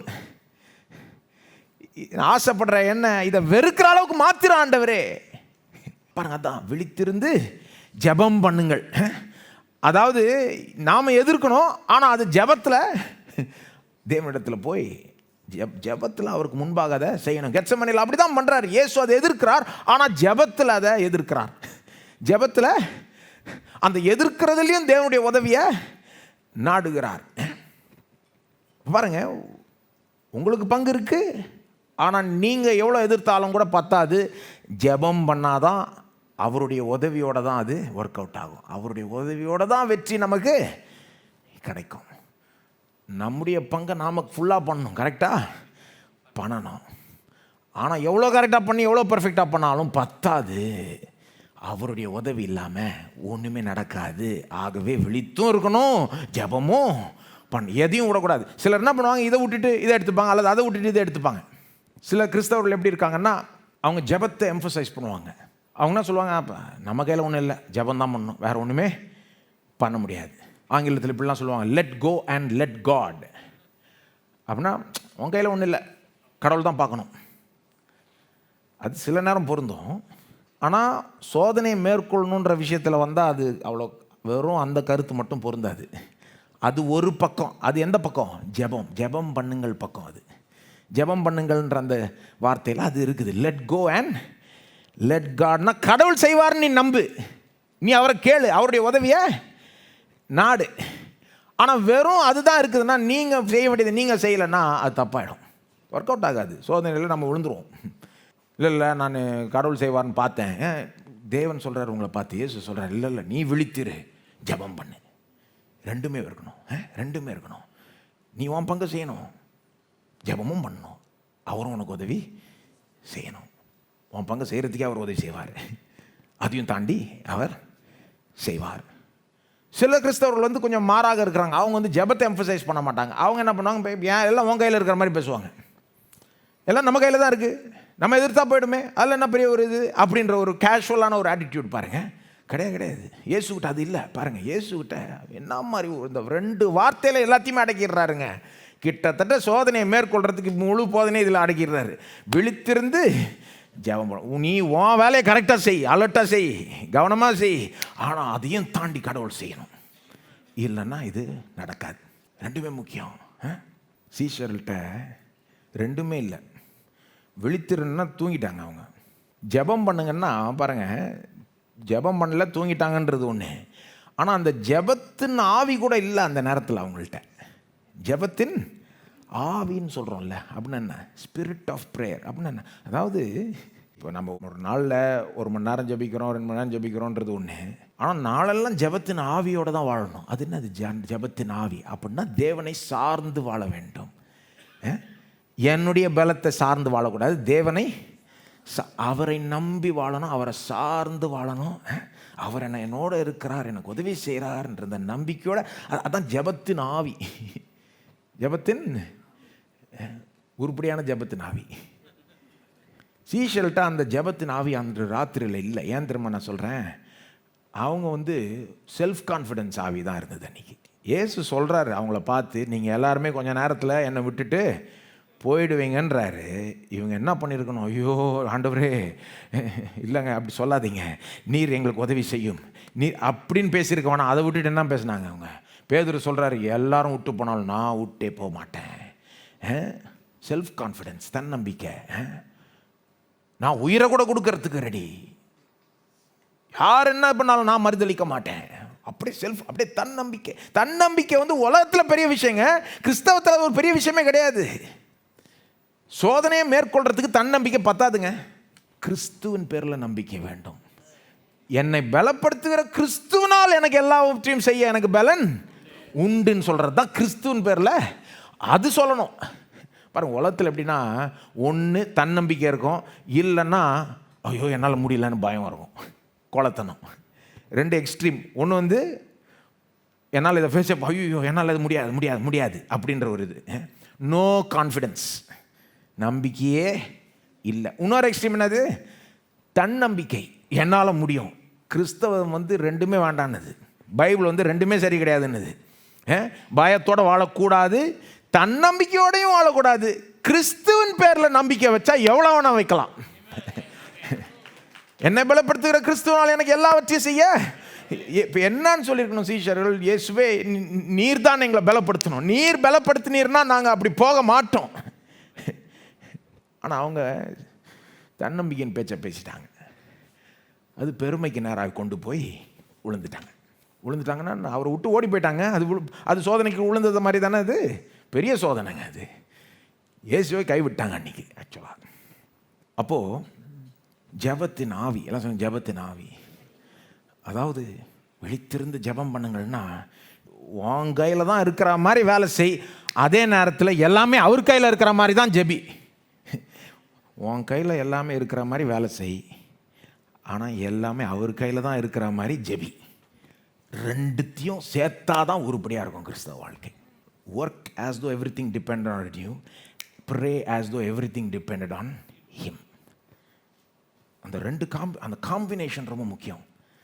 நமக்கு பல காரியங்கள் இருக்குது, நம்ம பங்குன்னு பல காரியங்கள் எல்லாத்தையும் செய்யணும், கவனமாக செய்யணும், எப்போவுமே செய்யணும். ஆனால் அதே நேரத்தில் அவர் தான், அவருடைய கிருபைனா செய்யவே முடியாது. அதை உணர்ந்து எப்போவுமே ஜெபத்திலையும் ஜெபத்தினுடைய ஒரு ஆவிலையும் நாம் வாழணும், அவர் மேலே சார்ந்து வாழணும். அப்போது இந்த விழித்திருந்து ஜெபம் பண்ணுங்கள்ன்றதில் எவ்வளோ இருக்குது பாருங்கள், எவ்வளோ இருக்குது. பொதுவாக பார்த்துட்டோம், இப்போ குறிப்பாக பார்ப்போம். குறிப்பாக விழித்திருங்கள்ன்ற இந்த வார்த்தையினுடைய அர்த்தத்தை பார்க்க விரும்புகிறேன். எல்லாம் சொல்லுங்கள், விழித்திருங்கள். ஜெபம் பண்ணுங்கள்னா நமக்கு புரியுது, ஆனால் விழித்திருங்கள்னா என்ன, அதனுடைய அர்த்தம் என்ன? அதில் 3 காரியங்கள் அடங்கியிருக்கு பாருங்கள். ஒன்று முழிச்சிரு, தூங்காத. 2வது அலர்ட்டாரு. 3வது கவனிக்க வேண்டியதை கவனி. தூங்காமல் முழிச்சிரு, அலர்ட்டாரு, கவனிக்க வேண்டியதை. இந்த விழித்திருன்ற வார்த்தையை நம்ம ஏற்கனவே பார்த்தோம், ஞாபகம் இருக்கா உங்களுக்கு? மார்க் 13 35 37 திரும்ப திரும்ப சொல்கிறார் இயேசு, விழித்திரு விழித்திரு விழித்திருன்னு. அங்கே ஒரு உதாரணமே சொல்கிறார். என்ன உதாரணம்? Night watchman. நான் எப்போ வேணா வருவேன், சொல்கிறார் இல்லையா இயேசு, எப்போ வருவேன்னு யாருக்குமே தெரியாது, ஆகவே எந்நேரமும் நீ விழித்து இருக்கணும் அப்படின்னு அதுக்கு உதாரணமாக நைட் வாட்ச்மேன் மாதிரி சொல்கிறாரு. அங்கே நைட் வாட்ச்மேனை பார்த்து விழித்திருன்னு நம்ம சொன்னால் எந்த அர்த்தத்தில் சொல்கிறோம்? தூங்காமல் முழிச்சிரு, அலர்ட்டாயிரு, கவனிக்க வேண்டியதை கவனி. முழிச்சிருந்தா பத்தாது, இல்லை கண் திறந்து தான் இருந்தது அப்படின்னு சொன்னால் பத்தாது, அலர்ட்டாக இருக்கணும். கவனிக்க வேண்டியதை கவனிக்கணும். இல்லை பின்பக்கமாக போயிட்டு நான் அங்கே கொஞ்சம் வேலையை முடிச்சிடலான்னு பார்த்தேன், எப்பா அது பகலில் பார்த்துக்கலாம். எப்படி நைட்டில் வேலை என்னது? காவல் காக்கணும். அப்போது கேட்டை கவனிக்கணும். வெளியே ரோட்டில் ஏதாவது வேறு அன்யூஷுவலாக வழக்கத்துக்கு மாறாக நடக்குதான்னு பார்க்கணும். ஃப்ளாட்டில் வேறு ஏதாவது விஷயம் ரவுண்ட்ஸ் அடிக்கணும். கவனிக்க வேண்டியதை கவனிக்கணுமே ஒழிய பகலில் செய்ய வேண்டிய வேலையை போயிட்டு நைட்டில் செஞ்சா, இல்லை நான் அந்த குப்பெல்லாம் வச்சுருக்காங்களே அந்த இடத்தெல்லாம் கொஞ்சம் சரி பண்ணிக்கிட்டு இருந்தேன், கவனிக்க வேண்டியதை அப்படி தான் புரிஞ்சுக்கணும். அந்த வார்த்தையை நீங்கள் சிம்பிளாக நான் சொல்கிறேன், நீங்கள் கிரேக்க மொழியில் போய் படிச்சிங்கனாலும் அப்படி தான் வருது அர்த்தம். முழிச்சிரு மட்டும் இல்லை, அலர்ட் ஆகிரு, கவனிக்க வேண்டியதை கவனி. சீஷர்கிட்ட அதுதான் சொல்கிறாரு, முழிச்சிரு, தூங்காத, லிட்ரலாக தூங்காதப்பா, முழிச்சிரப்பா, அலர்ட்டாக இருப்பா, மற்றும் கவனிக்க வேண்டியதை கவனினா அவங்க என்ன செஞ்சுருக்கணும்? ஜபத்தை கவனியப்பா. என்ன பண்ணு? ஜபத்தை கவனி. அவங்க எதுவுமே பாயிண்ட் நம்பர் 1 அவுட்டு, தூங்கிட்டாங்க.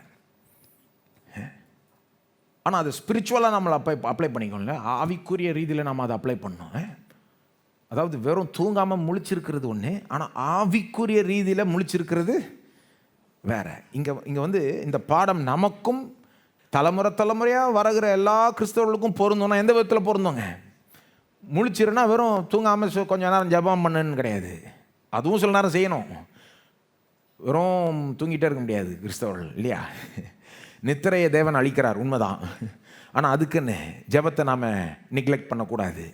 சபைக்கு வருத நெக்லெக்ட் பண்ண கூடாது. சில நேரம் அதெல்லாம் கொஞ்சம் விட்டு கொடுத்துட்டு இதெல்லாம் கவனிக்கிறது நல்லது. எதை? ஜபத்தை, சபைக்கு வர்றதை, அது முக்கியம். ஆனால் அது மட்டும் இல்லை, ஆவிக்குரிய ரீதியில் நம்ம முழிச்சிருக்கணும். அப்படின்னா என்னது?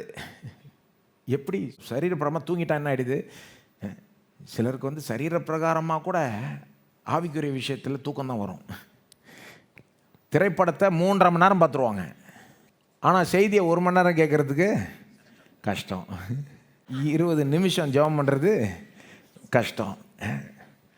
ஆனால் உலக பிரகாரமான இந்த யூடியூப் கிசு வீடியோஸ், காசிப் வீடியோஸ்ன்னுவாங்கல்ல, சும்மா இவன் அவனை பற்றி பேசிக்கிட்டு இருக்கிறது, கிசுன்னுவாங்க, சுவாரஸ்யமாக ஏதாவது அதை மணிக்கணக்காக பார்த்துக்கிட்டு இருப்பாங்க.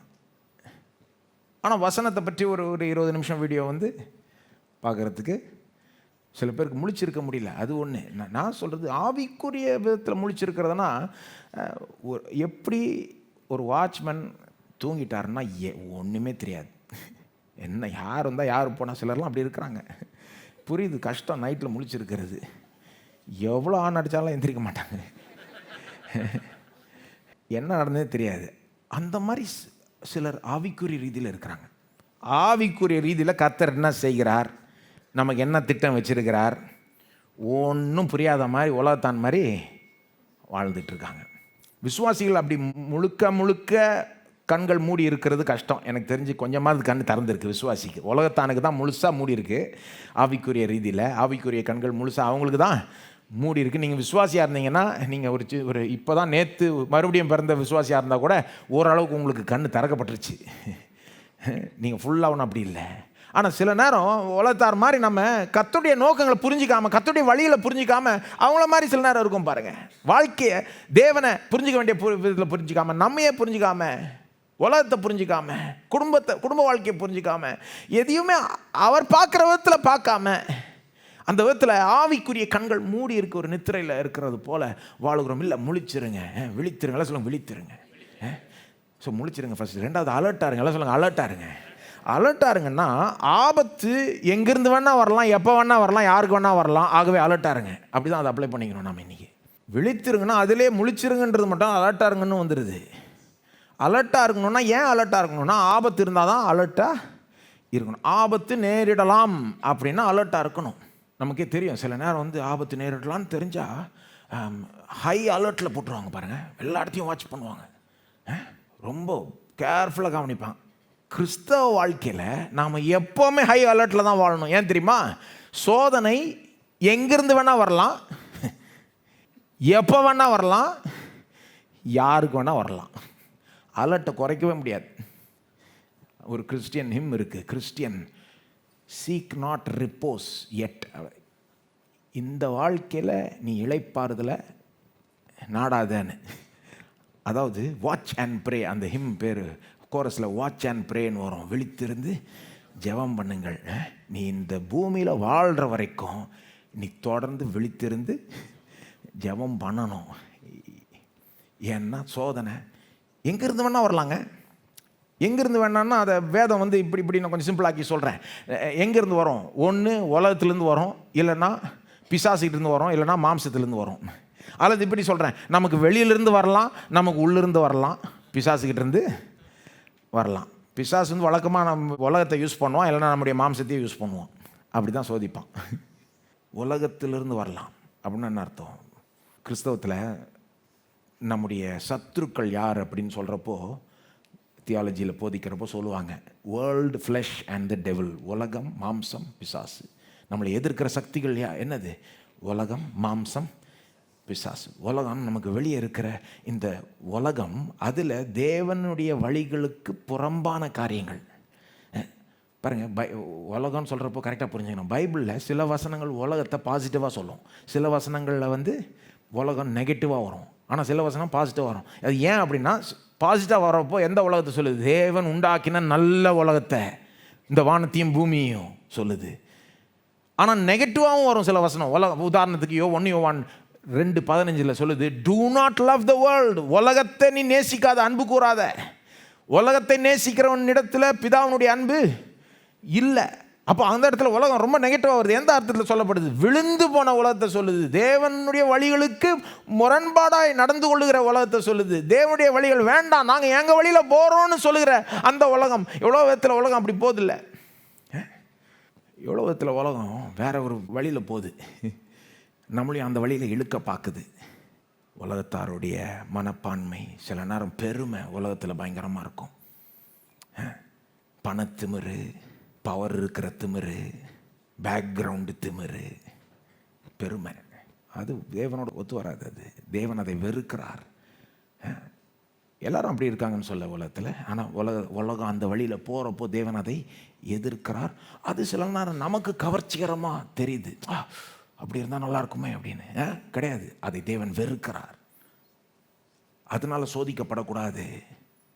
அல்லது இச்சை, 1 யோவான் 2:15 போய் வாசித்தீங்கன்னா அதெல்லாம் வரும். லஸ்ட் ஆஃப் த ஃப்ளஷ், மாம்ச இச்சை, கண்களின் இச்சை, த ப்ரைட் ஆஃப் லைஃப், ஜீவனின் பெருமை. எங்கே பார்த்தாலும் நம்மளை இச்சைக்கு நேராய் தூண்டுகிற சில காட்சிகளை காமிக்கிறாங்க நமக்கு. சோதனை எங்கேருந்து வேணால் வரலாம், ஜாக்கிரதையாக இருக்கணும். உலகம் நம்மை சோதிக்குது, நம்முடைய சொந்த மாம்சமே நம்மளை சோதிக்குது. ஆக்சுவலாக உலகத்தின் சோதனைக்கு ஏன் சில நேரம் நம்ம இடம் கொடுத்துட்றோம், இழுக்கப்படுறோன்னா, பாருங்கள், கொக்கி போடுறதுக்கு இடம் நமக்குள்ளே இருக்குது. பிசாசு வந்து உலகத்தை வச்சு நம்மளை சோதிக்கிறான். ஆனால் அது எப்படி சோதிக்கிறான்னா, கொக்கி போடுறதுக்கு இங்கே இடம் இருந்தால் தான் அது நம்மளை இழுக்க முடியும். இயேசுக்கும் நமக்கும் வித்தியாசம் என்னன்னா, அவருக்கு கொக்கி போட முடியல, ஒன்றும் இடமே இல்லை. இழுத்து பார்த்தா ஒன்றும் வேலைக்கே ஆகலை பாருங்கள். ஆனால் நமக்கு அந்த கொக்கி போடுறப்ப கரெக்டாக கொக்கி மாட்டுது சில நேரம். அதனால தான் இழுக்க. அதான் மாம்சம், நமக்குள்ளாகவே ஒரு பலவீனம். உலகம் நம்மளை அந்த தவறான காரியங்களை காட்டி அல்லது தவறான வழியை நமக்கு முன்பாக நிறுத்தும் போது அதை கண்டு நாம் ஆசைப்படுறோம். சில நேரம் சீக்கிரட்டாக அதை சிலர் கிறிஸ்தவர்களாக இருக்கிற நாமே, விசுவாசிகளாக இருக்கிற நாமே, நமக்குள்ளே லேசாக அது மேலே ஒரு ஆசை இருக்குது. அதனால் இழுக்கப்படுறோம். மாம்சம், அதான் உலகம், மாம்சம், பிசாசு தான் இதெல்லாம் பயங்கரமாக யூஸ் பண்ணுறான் பாருங்கள். உலகத்தை இன்ஃப்ளூயன்ஸ் பண்ணுறான், நம்ம மாம்ச பலவீனத்தெல்லாம் யூஸ் பண்ணிக்கிறான். இயேசுவே சொன்னார், ஆவி உற்சாகம் உள்ளது தான், மாம்சம் பலவீனம் உள்ளது. அப்போ சோதனை எங்கேருந்து வேணால் வர முடியுன்றதுனால நாம் எல்லா இடத்துலையும் எப்போவுமே எச்சரிக்கையாக இருக்கணும் பாருங்கள். எப்போ வேணால் வரலாம், எங்கேருந்து வேணால் வரலாம், எப்போ வேணால் வரலாம். எப்போ வேணால் வரலான்னா எந்த நேரத்தில் வேணால் வரலாம். உதாரணத்துக்கு கஷ்ட காலத்துலேயும் வரலாம், நல்ல காலத்துலேயும் வரலாம். வித்தியாசம் காலத்துக்கு ஏற்ற மாதிரி வரும் சோதனை. நான் சொன்னது போல் சோதனை ரொம்ப ப்ராடானதுங்க. பல கைண்ட்ஸ் இருக்குது, விதங்கள் இருக்குது. கஷ்ட காலத்தில் பாருங்கள், யோபு பயங்கரமாக கஷ்டப்பட்டார், பாடுபட்டார். யோபு, பைபிளில் இருக்கிற யோபை சொல்கிறேன். அவருக்கு எவ்வளோ இழந்த பிறகு சொந்த மனைவி என்ன தெரியுமா சொல்லிடுச்சு? நீ தேவனை தூஷித்து ஜீவனை விடுன்றுச்சு. அப்படின்னா தேவனை சபிச்சு கொட்டி நீ சாகு போ, அவ்வளோதான். ஆங்கிலத்தில் அப்படியே வருது, கர்ஸ் காட் அண்ட் டை. சொந்த மனைவி சொல்லுது, இனி கடவுள் நம்பி என்ன பிரயோஜனம்? பாரு உனக்கு என்ன செஞ்சிட்டார், அவ்வளோதான். தேவனை தூஷித்து ஜீவனையை விடு. இப்போ கஷ்ட காலத்தில் தேவனை நம்பாத. தேவன் உன்னை கைவிட்டார் பார், அவரை விட்டு நீ போயிடு, அவ்வளோதான். அவரை பின்பற்றி என்ன பிரயோஜனம்? இந்த சபையும் இந்த பைபிளும் இந்த இயேசுவும் இதெல்லாம் என்ன பிரயோஜனம் அப்படின்ற சோதனை வரலாம் பாருங்கள். கஷ்ட காலத்தில் அப்படிப்பட்ட சோதனை வரலாம். அது பயங்கரமான சோதனை. எல்லாம் சூப்பராக போயிட்டு இருக்கிறப்பவும் வேறு விதமான சோதனை வரலாம். பெருமைக்கு நேரான சோதனை வரலாம். எல்லாம் சூப்பராக போகிறப்போ சில நேரம் எப்படி வரும் சோதனை? என்ன மாதிரி சாதிச்சிட்டேன் பார், வாவ், எங்கேருந்து எங்கே வந்திருக்கோம், என்ன செஞ்சுருக்கோம் பாரு அப்படின்ற ஒரு சில நேரம் அந்த சோதனை வர்றதுக்கு வாய்ப்பு உண்டு. நம்ம ஜாக்கிரதையாக இருக்க வேண்டும். அதனால தான் பைபிள் நமக்கு எச்சரிக்கை விடுது. உபாகம் 8:17 அங்கே நீங்கள் வாசித்தீங்கன்னா மோசே எச்சரிக்கை விடுறாரு ஜனங்களுக்கு. நீங்கள் இப்போ கானான் தேசத்துக்குள்ளே போன பிறகு உங்களுக்குன்னு நிலம் கிடைக்கும், உங்களுக்குன்னு சொந்த வீடு வரும், நீங்கள் கட்டாத வீடு, நீங்கள் தோண்டாத கிணறு எல்லாம் உங்களுக்கு கொடுக்கப்படும். அதெல்லாம் கிடைக்கிறப்போ என் சாமர்த்தியமும் என் கைபலனும் இதை எனக்கு சம்பாதித்தது என்றது உன் இருதயத்தில் நீ சொல்லிக் கொள்ளாமல் இருக்க எச்சரிக்கையாய் இரு. உள்ள கூட சொல்லிக்காத, அதை வாய் திறந்து சொல்றது வேற, நினச்சி கூட நினச்சிக்காத. அந்த எண்ணம் வந்தாலே அதை அகற்றி போடு. இது உன் சாமர்த்தியத்தினால உண்டானது கிடையாது, உன் கை பலனால உண்டானது கிடையாது. அடுத்த வசனம் சொல்லுது, உன் தேவனாகிய கர்த்தரை நினைப்பாயாக. சொந்த வீடு கிடைக்கிறப்போ, சொந்த நிலம் கிடைக்கிறப்போ, வாழ்க்கையில எல்லாம் நல்லா போகிறப்போ உன் தேவனாகிய கர்த்தரை நினைப்பாய். அவரே உனக்கு உண்டாயிருக்கிறது போல ஐஸ்வர்யத்தை சம்பாதிக்கிறதுக்கான பலனை உனக்கு கொடுத்திருக்கிறார். அவருடைய உடன்படிக்கையை உறுதிப்படுத்தும்படி இதை செஞ்சிருக்கிறார். உபாகம் 8:17-18. இப்போ நல்ல காலத்துலேயும் சோதனை வரலாம், எல்லாம் சூப்பராக போயிட்டு இருக்கிறப்போ சோதனை வரலாம் பாருங்க. அல்லது பிஸியாக இருக்கிறப்போ சோதனை வரலாம், ஃப்ரீயாக இருக்கிறப்பவும் சோதனை வரலாம். ரொம்ப வேலையில் ரொம்ப பிஸியாக இருக்கிறப்பவும் வரலாம், கொஞ்சம் ரெஸ்ட் எடுக்கிறப்பவும் எப்போ வேணால் வரலாம். ஜாக்கிரதையாக இருக்கணும். சொல்லப்போனால் ஊழியம் செய்கிறப்போ கூட வரலாம். உண்மை தானேங்க. அதனால தான் சில நேரம் நம்ம பார்க்குறோம், ஊழியர்களே சில நேரம் சிலர் அதில் விழுறதை பார்க்குறோம். ஊழியம் செய்கிறதுனால அது வராதுன்னு கிடையாது, எப்போ வேணால் வரலாம். இல்லை இப்போ ரொம்ப வேலை செஞ்சு கொஞ்சம் இப்போ ரெஸ்ட் எடுக்கலாம், கொஞ்சம் ரிலாக்ஸ் எடுக்கலாம் அப்படின்றப்ப கூட வரலாம். ரொம்ப காலம் பாவம் செய்யாமல் இருக்கிறப்ப கூட வரலாம். இல்லை இப்போ தான் பாவம் செஞ்சு மனம் திரும்பினாலும் வரலாம். ரொம்ப காலம் பாவம் செய்யாமல் இருந்தால் பிசாசு கேடி பாருங்க, அவன் வந்து சொல்லுவான்ப்பா என்ன மாதிரி நீ எவ்வளோ மாதமாக பாவமே செய்யலை, ரிலாக்ஸ் பண்ணு கொஞ்சம். அப்புறம் பாவம் செஞ்சுட்டா என்ன சொல்லுவான், அதை செஞ்சுட்டல அப்போ திரும்ப செஞ்சுக்கோப்போ. எப்போ வேணால் வரலாங்க. அதுதான் பாயிண்ட். எப்போவுமே எச்சரிக்கையாக இருக்கணும், அலர்ட்டாக இருக்கணும். யாருக்கு வேணால் வரலாம், யாருமே எக்ஸம்ட் கிடையாது. ராஜாவுக்கு வரலாம், பிச்சைக்காரருக்கு வரலாம், பணக்காரருக்கு வரலாம், ஏழைக்கு வரலாம், படித்தவங்களுக்கு வரலாம், படிக்காத இருக்கவங்களுக்கும் வரலாம், எல்லாருக்கும் யாருக்கு வேணால் வரலாம். சாதாரண ஒரு விசுவாசிக்கு வரலாம், ஊழியருக்கு வரலாம். யார் நீங்கள் பைபிளில் பாருங்கள், யாராவது ஒரு ஆளாவது எக்ஸாம்ட்டாக இருக்கிறாங்களா? ஆதாமுக்கு வந்தது சோதனை, ஆபிரகாமுக்கு வந்தது, யோசேப்புக்கு வந்தது, மோசேக்கு வந்தது, தாவீதுக்கு வந்தது, எசேக்கியாவுக்கு வந்தது. நான் இப்போ சொன்ன லிஸ்டெல்லாம் சோதனை வந்தது மட்டும் இல்லை, அதனால் அவங்க இழுக்கப்பட்டு விழவும் செஞ்சாங்க பல விதமான பாவங்களில். பெரிய பெரிய ஆட்களை சொன்னேன் நான். இப்போ இயேசு ஒருத்தர் தான் நம்மை போல சோதிக்கப்பட்டிருந்தும் பாவம் செய்யாது இருந்தார். ஆனால் அவருக்கும் சோதனை வந்தது, ஆனால் பாவம் செய்யலை. சோதனை வந்தது, ஆனால் அவர் இழுக்கப்படவில்லை. ஆனால் சோதனையிலிருந்து யாருமே எக்ஸம்ட் கிடையாது. ஆக்சுவலாக இயேசு கூட எக்ஸம்ட் கிடையாது. அப்போ நாம் எப்படி எக்ஸம்ட்டாக இருப்போம்? சான்ஸே கிடையாது.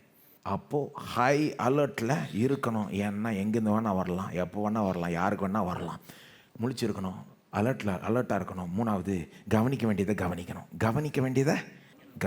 என்னத்தை கவனிக்க வேண்டியதுனா என்னங்க கவனிக்க வேண்டியது? முதலாவது வசனத்தை கவனிக்கணும். நல்லா சொல்லுங்க, வசனத்தை கவனிக்கணும். இப்போ வாட்ச்மேனுக்கு வந்து கவனிக்க வேண்டியது கவனிக்கணும்னா கேட்டை பார்க்கணும். இதை நாம் வந்து ஃபஸ்ட்டு என்னத்தை பார்க்கணும்? வசனத்தை கவனிக்கணும். ஏன்னா வசனத்தை கவனிச்சாதான் என்னத்தை கவனிக்கணும்னு அது போதிக்கும். இல்லைன்னா என்னத்தை கவனிக்கணும்னே தெரியாது. இதுதான் மேனுவல். வேலைக்கு சேர்ந்தீங்கன்னா மேனுவல் கொடுப்பாங்களே, இப்போ இது சொல்கிற மாதிரி தான் நீ செய்யணும். அந்த மாதிரி வாழ்க்கையை வாழ்கிறதுக்கு நம்முடைய மேனுவல் வந்து பைபிள். இதை பார்த்தா தான் என்னத்தை கவனிக்கணும்னு நமக்கு தெரிஞ்சுக்க முடியும். பாருங்கள், வசனத்துக்கு ஓவர் முக்கியத்துவத்தை நம்ம கொடுக்கவே முடியாது. எவ்வளோ கொடுத்தாலும் பத்தாது. சிலர் வந்து நம்ம சபையை பற்றி சொல்கிறத நான் கேட்டிருக்கேன். ஏஎஃப்டி அங்கே வந்து ரொம்ப ஓவர் முக்கியத்துவம் கொடுப்பாங்க வசனத்துக்கு. வேர்டுக்கு ரொம்ப இம்பார்ட்டன்ஸ். அதாவது என்னமோ நம்ம ரொம்ப ஓவராக கொடுத்துட்டோமா, எக்ஸ்ட்ரீம் போயிட்டோம் அப்படின்னு. ரொம்ப ஓவராக கொடுக்கவே முடியாதுங்க. தேவனுடைய வார்த்தைக்கு நீங்கள் எவ்வளோ முக்கியத்துவம் கொடுத்தீங்கனாலும் பத்தாது. இன்னும் அதிகமாக கொடுக்கலாம், இன்னும் கொடுக்கணும். என்ன கருத்து அது? ரொம்ப எப்படி கடவுளுடைய வார்த்தைக்கு எப்படிங்க ஓவராக முக்கியத்துவம் கொடுக்க முடியும்? இது கடவுளுடைய வார்த்தைங்க. இது எவ்வளோ கொடுத்தாலும் இன்னும் அதிகமாக கொடுக்கணும். சிலர் வந்து ஏன் பாவத்துக்கு உட்பட்டு போகிறார்கள்னா, சோதனைனால இழுக்கப்படுகிறார்கள்னா, வசனத்துக்கு முக்கியத்துவம் கொடுக்காதனால, கொடுக்க வேண்டிய விதத்துலேயும் அளவுக்கும் முக்கியத்துவம் கொடுக்காதனால. சங்கீதக்காரன் சொல்கிறான், சங்கீதம் 119:11, நான் உமக்கு விரோதமாய் பாவம் செய்யாதபடிக்கு உமது வாக்கை என் இருதயத்தில் வைத்தேன். ஆக்சுவலாக நீங்கள் அர்த்தத்தை போய் பார்த்தீங்கன்னா, உமது வாக்கை என் இருதயத்தில் வைத்தேன்னு வருது தமிழில். ஸ்டோர் பண்ணி வச்சேன், சேர்த்து வச்சேன் அப்படின்னு வருது சில ஆங்கில மொழிபெயர்ப்பில். உமக்கு விரோதமாக பாவம் செய்ய கூடாதுன்றதுனால நம் வசனத்தை, நம்முடைய வாக்கையெல்லாம் என்ன பண்ணேன், இருதயத்தில் உள்வாங்கிக்கிட்டேன்றது மட்டும் இல்லை, சேர்த்து வச்சேன். சோதனையின் நாளுக்காக அது உதவும். சோதனை நாளில் அது உதவுன்றதுனால. அப்போது வசனத்தை நம்ம கவனிக்க சோதனை அதிகமாக மேற்கொள்ளலாம். ஒருவேளை சிலர் சொல்லலாம், இல்லைங்க நான் வசனத்தை கவனிக்க தான் செய்கிறேன், முக்கியத்துவம் கொடுக்க தான் செய்கிறேன், ஆனாலும் சோதனை மேற்கொள்ள முடியலையே. நான் உடனே என்ன சொல்லணும்னா, ஜெபம் பண்ணுறீங்களான்னு. ஏன்னா வசனம் மட்டும் இல்லை, எப்போவுமே மறந்துடாதீங்க, விழித்திருந்து ஜெபம் பண்ணுங்கள். வசனத்தை கூட ஜெபத்தோடு கலந்து தான் நாம் இது பண்ணணும். ஜெபத்தோடு தான் வசனத்தையே படிக்கணும். ரெண்டாவது நான் என்ன கேட்பேன்னா, உண்மையிலே நம்ம முக்கியத்துவம் கொடுக்குறோமா? ஆனால் வசனத்துக்கு முக்கியத்துவம் கொடுக்குறதுன்னா என்னது? வெறும் கேட்கறது மட்டும் இல்லை. கேட்கறது வந்து ஒரு லெவல். வசனத்தை கேட்கறது, வாசிக்கிறது, படிக்கிறது, அது வந்து ஒரு லெவல். அதை கேட்குறத புரிஞ்சிக்கணும், புரிஞ்சிக்க வேண்டிய விதத்தில் புரிஞ்சுக்கணும். அது வந்து இன்னொரு லெவல், ரெண்டாவது, அதை காட்டலாம் ஹையர் லெவல். அது மட்டும் பத்தாதானா, அந்த கேட்டு புரிஞ்சு கொண்டு அந்த வசனத்தை செய்யணும். செய்கிற வரைக்கும் நம்ம ஆக்சுவலாக முக்கியத்துவம் கொடுக்கவில்லை, போதுமான அளவுக்கு முக்கியத்துவம் கொடுக்கவில்லை. வெறும் கேட்டோம், அல்லது கேட்டு கொஞ்சம் புரிஞ்சுக்கிட்டோம், வாசித்து கொஞ்சம் புரிஞ்சுக்கிட்டோம், பத்தாது.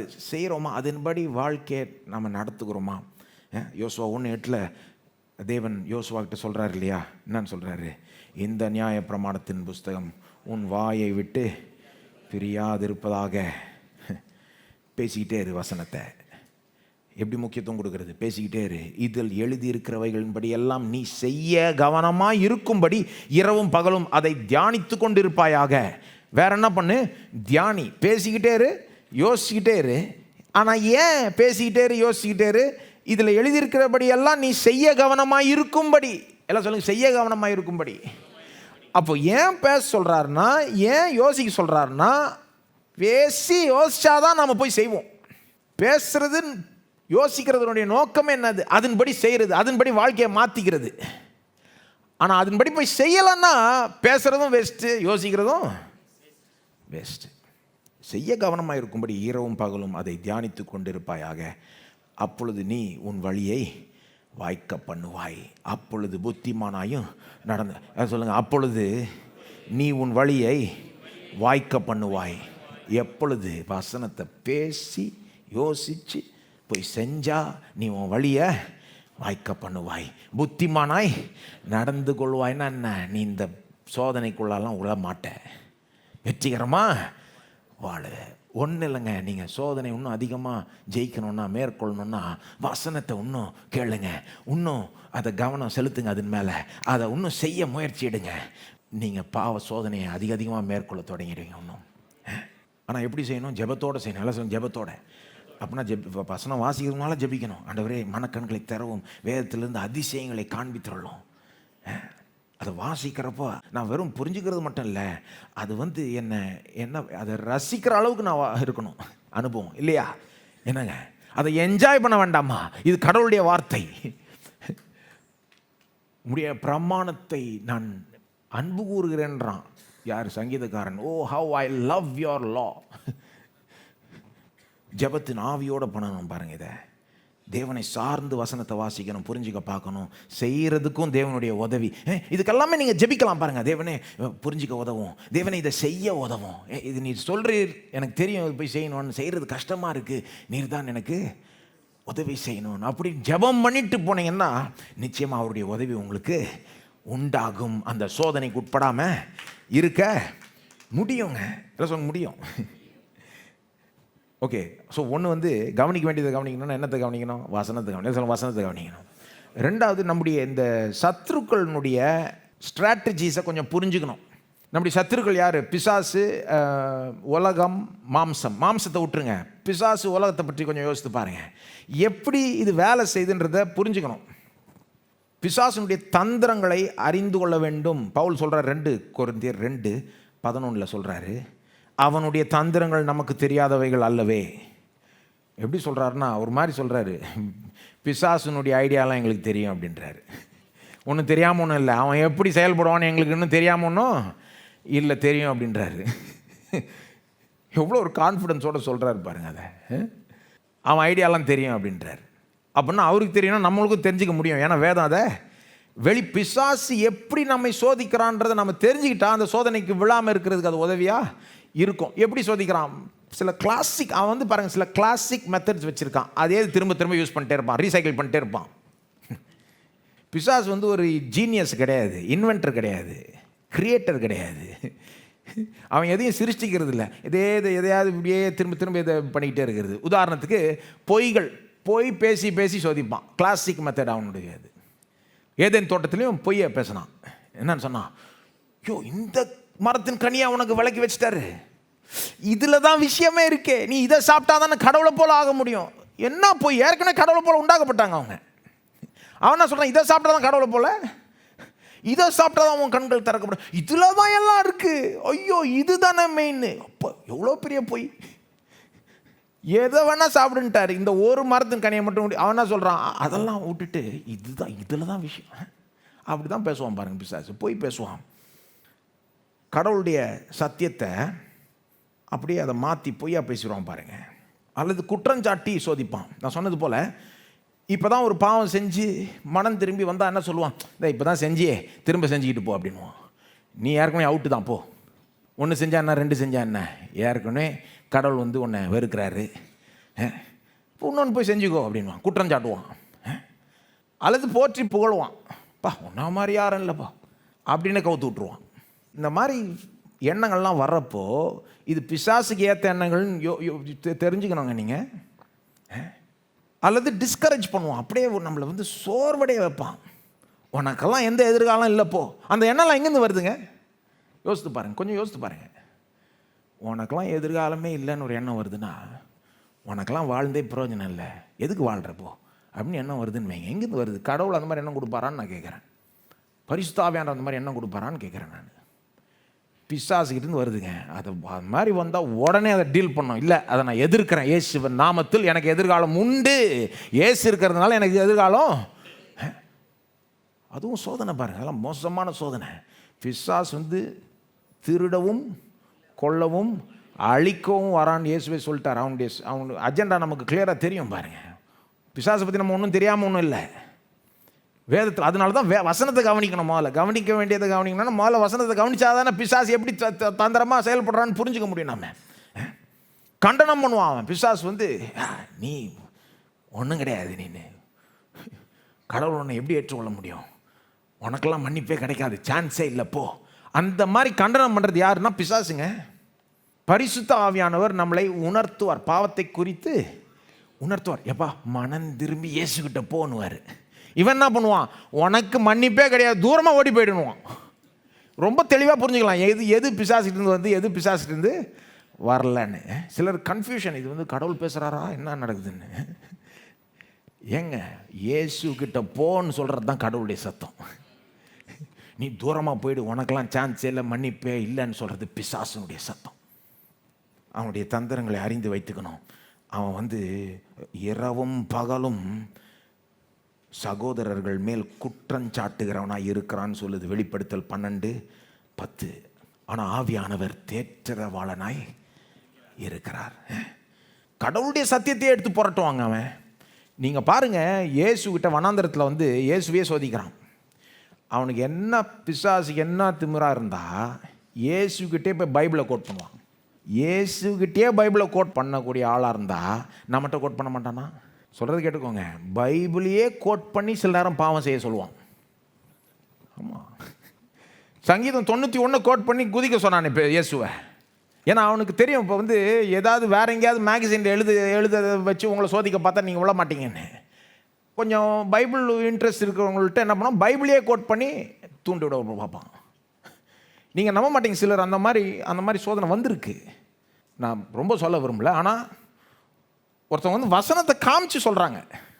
கடவுள் தான் பேசியிருக்கார் பாருங்கள், இந்த வசனத்தை காமிச்சார், இதை நான் செய்யலாம்னு நினைக்கிறேன் அப்படின்றாங்க. என்னங்க, ஒரு பாவத்தை சொல்கிறாங்க, செய்யக்கூடாதது சொல்கிறாங்க. கேட்டால் இல்லை இல்லை எனக்கு அப்போ வசனம் எப்படி வந்தது அப்படின்றாங்க. ஏங்க, பிசாசு கூட வசனம் காமிக்கலாங்க. நிறைய கிறிஸ்தவர்களை காட்டிலும் பிசாசுக்கு தான் வசனம் இன்னும் நல்லா தெரியும். இயேசுகிட்டே கோட் பண்ணுற அளவுக்கு பிசாசுக்கு ஒரு துணிச்சல் இருக்கும்னா, வசனத்தை கோட் பண்ணுற அளவுக்கு விசுவாசிகள்கிட்ட கோட் பண்ண மாட்டான்னா தாராளமாக கோட் பண்ணுவோம். அதுக்கு தான் பிசாசை விட நாம் நல்லா தெரிஞ்சு வச்சுக்கணும். இயேசுகிட்ட அது நடக்கலை பாருங்கள். ஆதாம் ஏவாள்கிட்ட அந்த பாட்சா பழிச்சுது. கடவுளுடைய வார்த்தையின் மேலே சந்தேகத்தை கிளப்பி விட்டான் ஆதாம் ஏவாள்கிட்ட. அப்புறம் வசனம் சொல்கிறதுக்கு தேவன் சொன்னதுக்கு முரண்பாடாக அப்படியே எதிர்மாறாக சொல்கிறான். இல்லை நீ அவர் சாகவே சாவாய் நான் சொன்னார், இல்லை நான் சொல்கிறேன் நீ சாக மாட்டாய் அப்படின்ட்டான் கடைசியில். இயேசுகிட்ட நடக்கலை பாருங்கள். இயேசுகிட்ட அவன் கோட் பண்ணுறான் வசனத்தை, இயேசு இன்னொரு வசனத்தை கோட் பண்ணுறாரு, அப்படியே வேறு மாதிரி சொல்கிற வசனத்தை கோட் பண்ணுறாரு. ஒன்றும் நடக்கலை.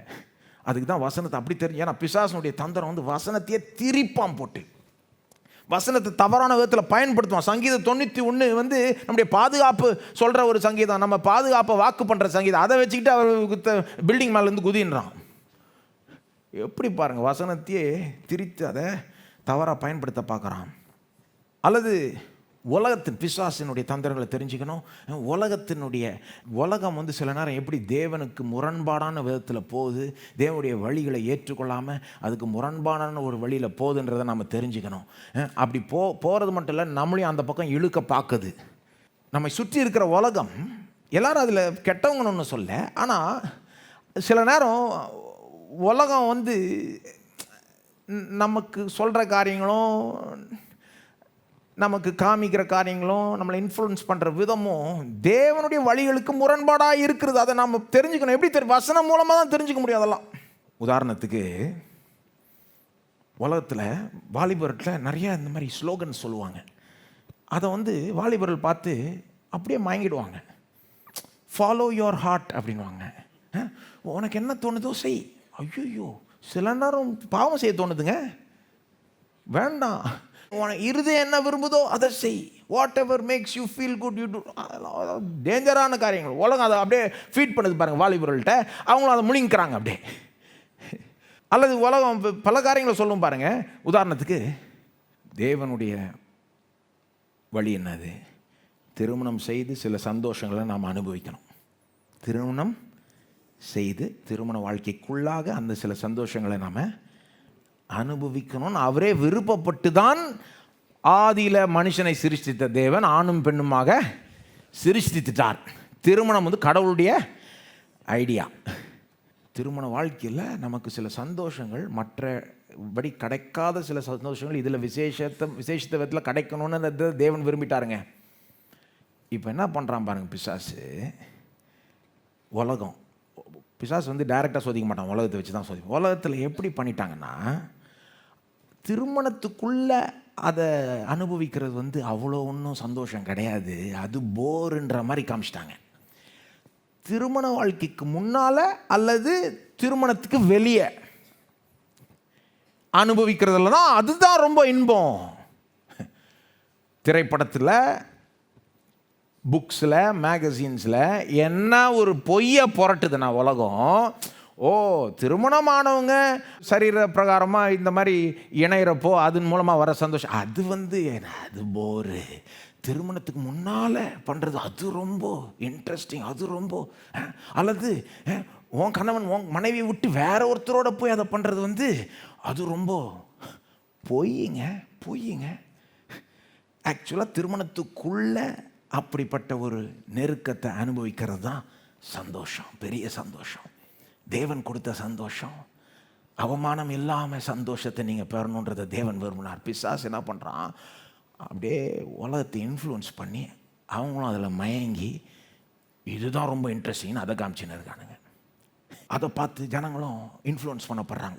ஓ அப்போது கல்யாணம் ஆகிட்டு அது அது அவ்வளோ இது இல்லை, அதுக்கு முன்னால் அல்லது அதுக்கு வெளியே பண்ணுறது எப்படி போய் பாருங்கள், புரட்டுறான். தேவன் சிருஷ்டித்த நல்ல ஒரு காரியத்தை புரட்டுறான். பிசாசு எதையும் உண்டாக்குறது இல்லை. தேவன் சிருஷ்டித்தை எடுத்துகிட்டு அதை அப்படியே திரிப்பான். அந்த மரத்தை தேவன் தான் சிருஷ்டித்தார், அந்த மரத்தின் கனியும் தேவன் தான் பார்க்குறதுக்கும் அழகாக வச்சுட்டாரு, டேஸ்ட்டுக்கும் நல்லா வச்சுட்டாரு. அவன் அதை வச்சுக்கிட்டு தான் சோதிக்கிறானா. ஒரு சின்ன தேவனுடைய சத்தியத்தை எடுத்து திரித்துறோம் பாருங்கள் உலகம். உதாரணத்துக்கு வேதம் என்ன சொல்லுது, தேவன் அன்பாகவே இருக்கிறார். என்ன மாதிரி சத்தியம் பைபிள் இருந்து வருது, தேவன் அன்பாகவே. உலகம் என்ன திரும்ப சொல்லுவாங்க, லைட்டாக மாற்றிடுவாங்க, ஒன்றும் இல்லை, அன்பே தெய்வம். கேட்குறதுக்கும் அழகாக இருக்குது, அன்பே தெய்வம்.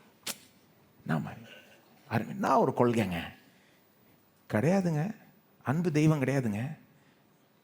இவங்க என்ன சொல்ல வராங்கன்னா, அன்பு பாருங்கள், அதெல்லாம் வேதம் சொல்கிறதுக்கு மாற்றிடக்கூடாது. தேவன் அன்பாகவே இருக்கிறார்னா பாயிண்ட் என்னன்னா, அன்பை பற்றி கற்றுக்கணுன்னா தேவனை பார்த்து தான் கற்றுக்கணும். இதை திருப்பி போட்டால் எப்படி ஆயிடுதுன்னா, அன்பே தெய்வம்னா இவங்க உலகத்தில் இது அன்பு அது அன்புன்றாங்களே, இப்போ அதுதான் தெய்வமா? தேவன் அன்பாகவே இருக்கிறார்னா உண்மையான அன்பு அவர்கிட்ட தான் பார்க்கலாம், மற்றதெல்லாம் வேலைக்காகாது. அதில் ஓரளவுக்கு பார்க்கலாம் சில இதில் மனிதர்கள் மத்தியில், ஆனால் எப்போவுமே அதில் ஏதாவது ஒரு பிழை இருக்கும். பூரண அன்பு, பிழையற்ற அந்த அன்பு தேவனிடத்தில் மட்டும்தான் பார்க்கலாம். தேவன்தான் அன்பினுடைய ஒட்டுமொத்த உருவமாய் இருக்கிறார். அப்போது ஜாக்கிரதையாக இருங்க பாருங்கள். உலகம் இந்த மாதிரி தப்பாக வாலிபர்கள்ட்ட மற்றவங்கள்ட்டலாம் ஃபீட் பண்ணுது. இது ரொம்ப சட்டிலாக வரும், அதாவது இது அப்பட்டமாக இருக்காது. நான் சொல்லுகிறேன், வாலிபர்கள்ட்டலாம் சொல்கிறேன், ரொம்ப சட்டிலாக இருக்கும். அவங்க சொல்கிறதெல்லாம் நம்பிடாதீங்க. அதுக்கு தான் வசனத்தை கவனிச்சாதான் தெரியும் அவங்க சொல்கிறது கரெக்டாக இல்லையான்னு. இப்போ அன்பே தெய்வன்றதுனால தான் அன்பு தான் எல்லாத்த விட இது கடவுளே வேணாம், அன்பை வச்சுக்கிட்டா போதுன்ற மாதிரி இருக்காங்க சிலர். மூணாவது நம்ம தெரிஞ்சுக்கணும். ஒன்று வசனத்தை கவனிக்கணும். ரெண்டாவது இந்த பிசாசு எப்படி வேலை செய்கிறான், உலகம் எப்படி நம்மளை இன்ஃப்ளூயன்ஸ் பண்ணுது அதை புரிஞ்சுக்கணும். மூணாவது எல்லாம் புரிஞ்சுக்கிட்டா சோதனைக்குள்ளே விழாமல் இருக்கலாம் பாருங்கள். மூணாவது இந்த நம்மளையே நம்ம புரிஞ்சுக்கணும். நம்மளையே அதாவது வசனம்லாம் இருக்குது, நான் வாசிக்கல. லூக்கா 17:3, லூக்கா 17:34, 1 திமோத்தேயு 4:16 எல்லாமே என்ன சொல்லுதுன்னா, உன்னை குறித்து எச்சரிக்கையாய் இரு, உங்களை குறித்து எச்சரிக்கையாய் இருங்கள், உன்னையே கவனிச்சுக்கோ அப்படின்னு சொல்லுது. எந்த விதத்தில் நாம் நம்மையே கவனிக்கணும்?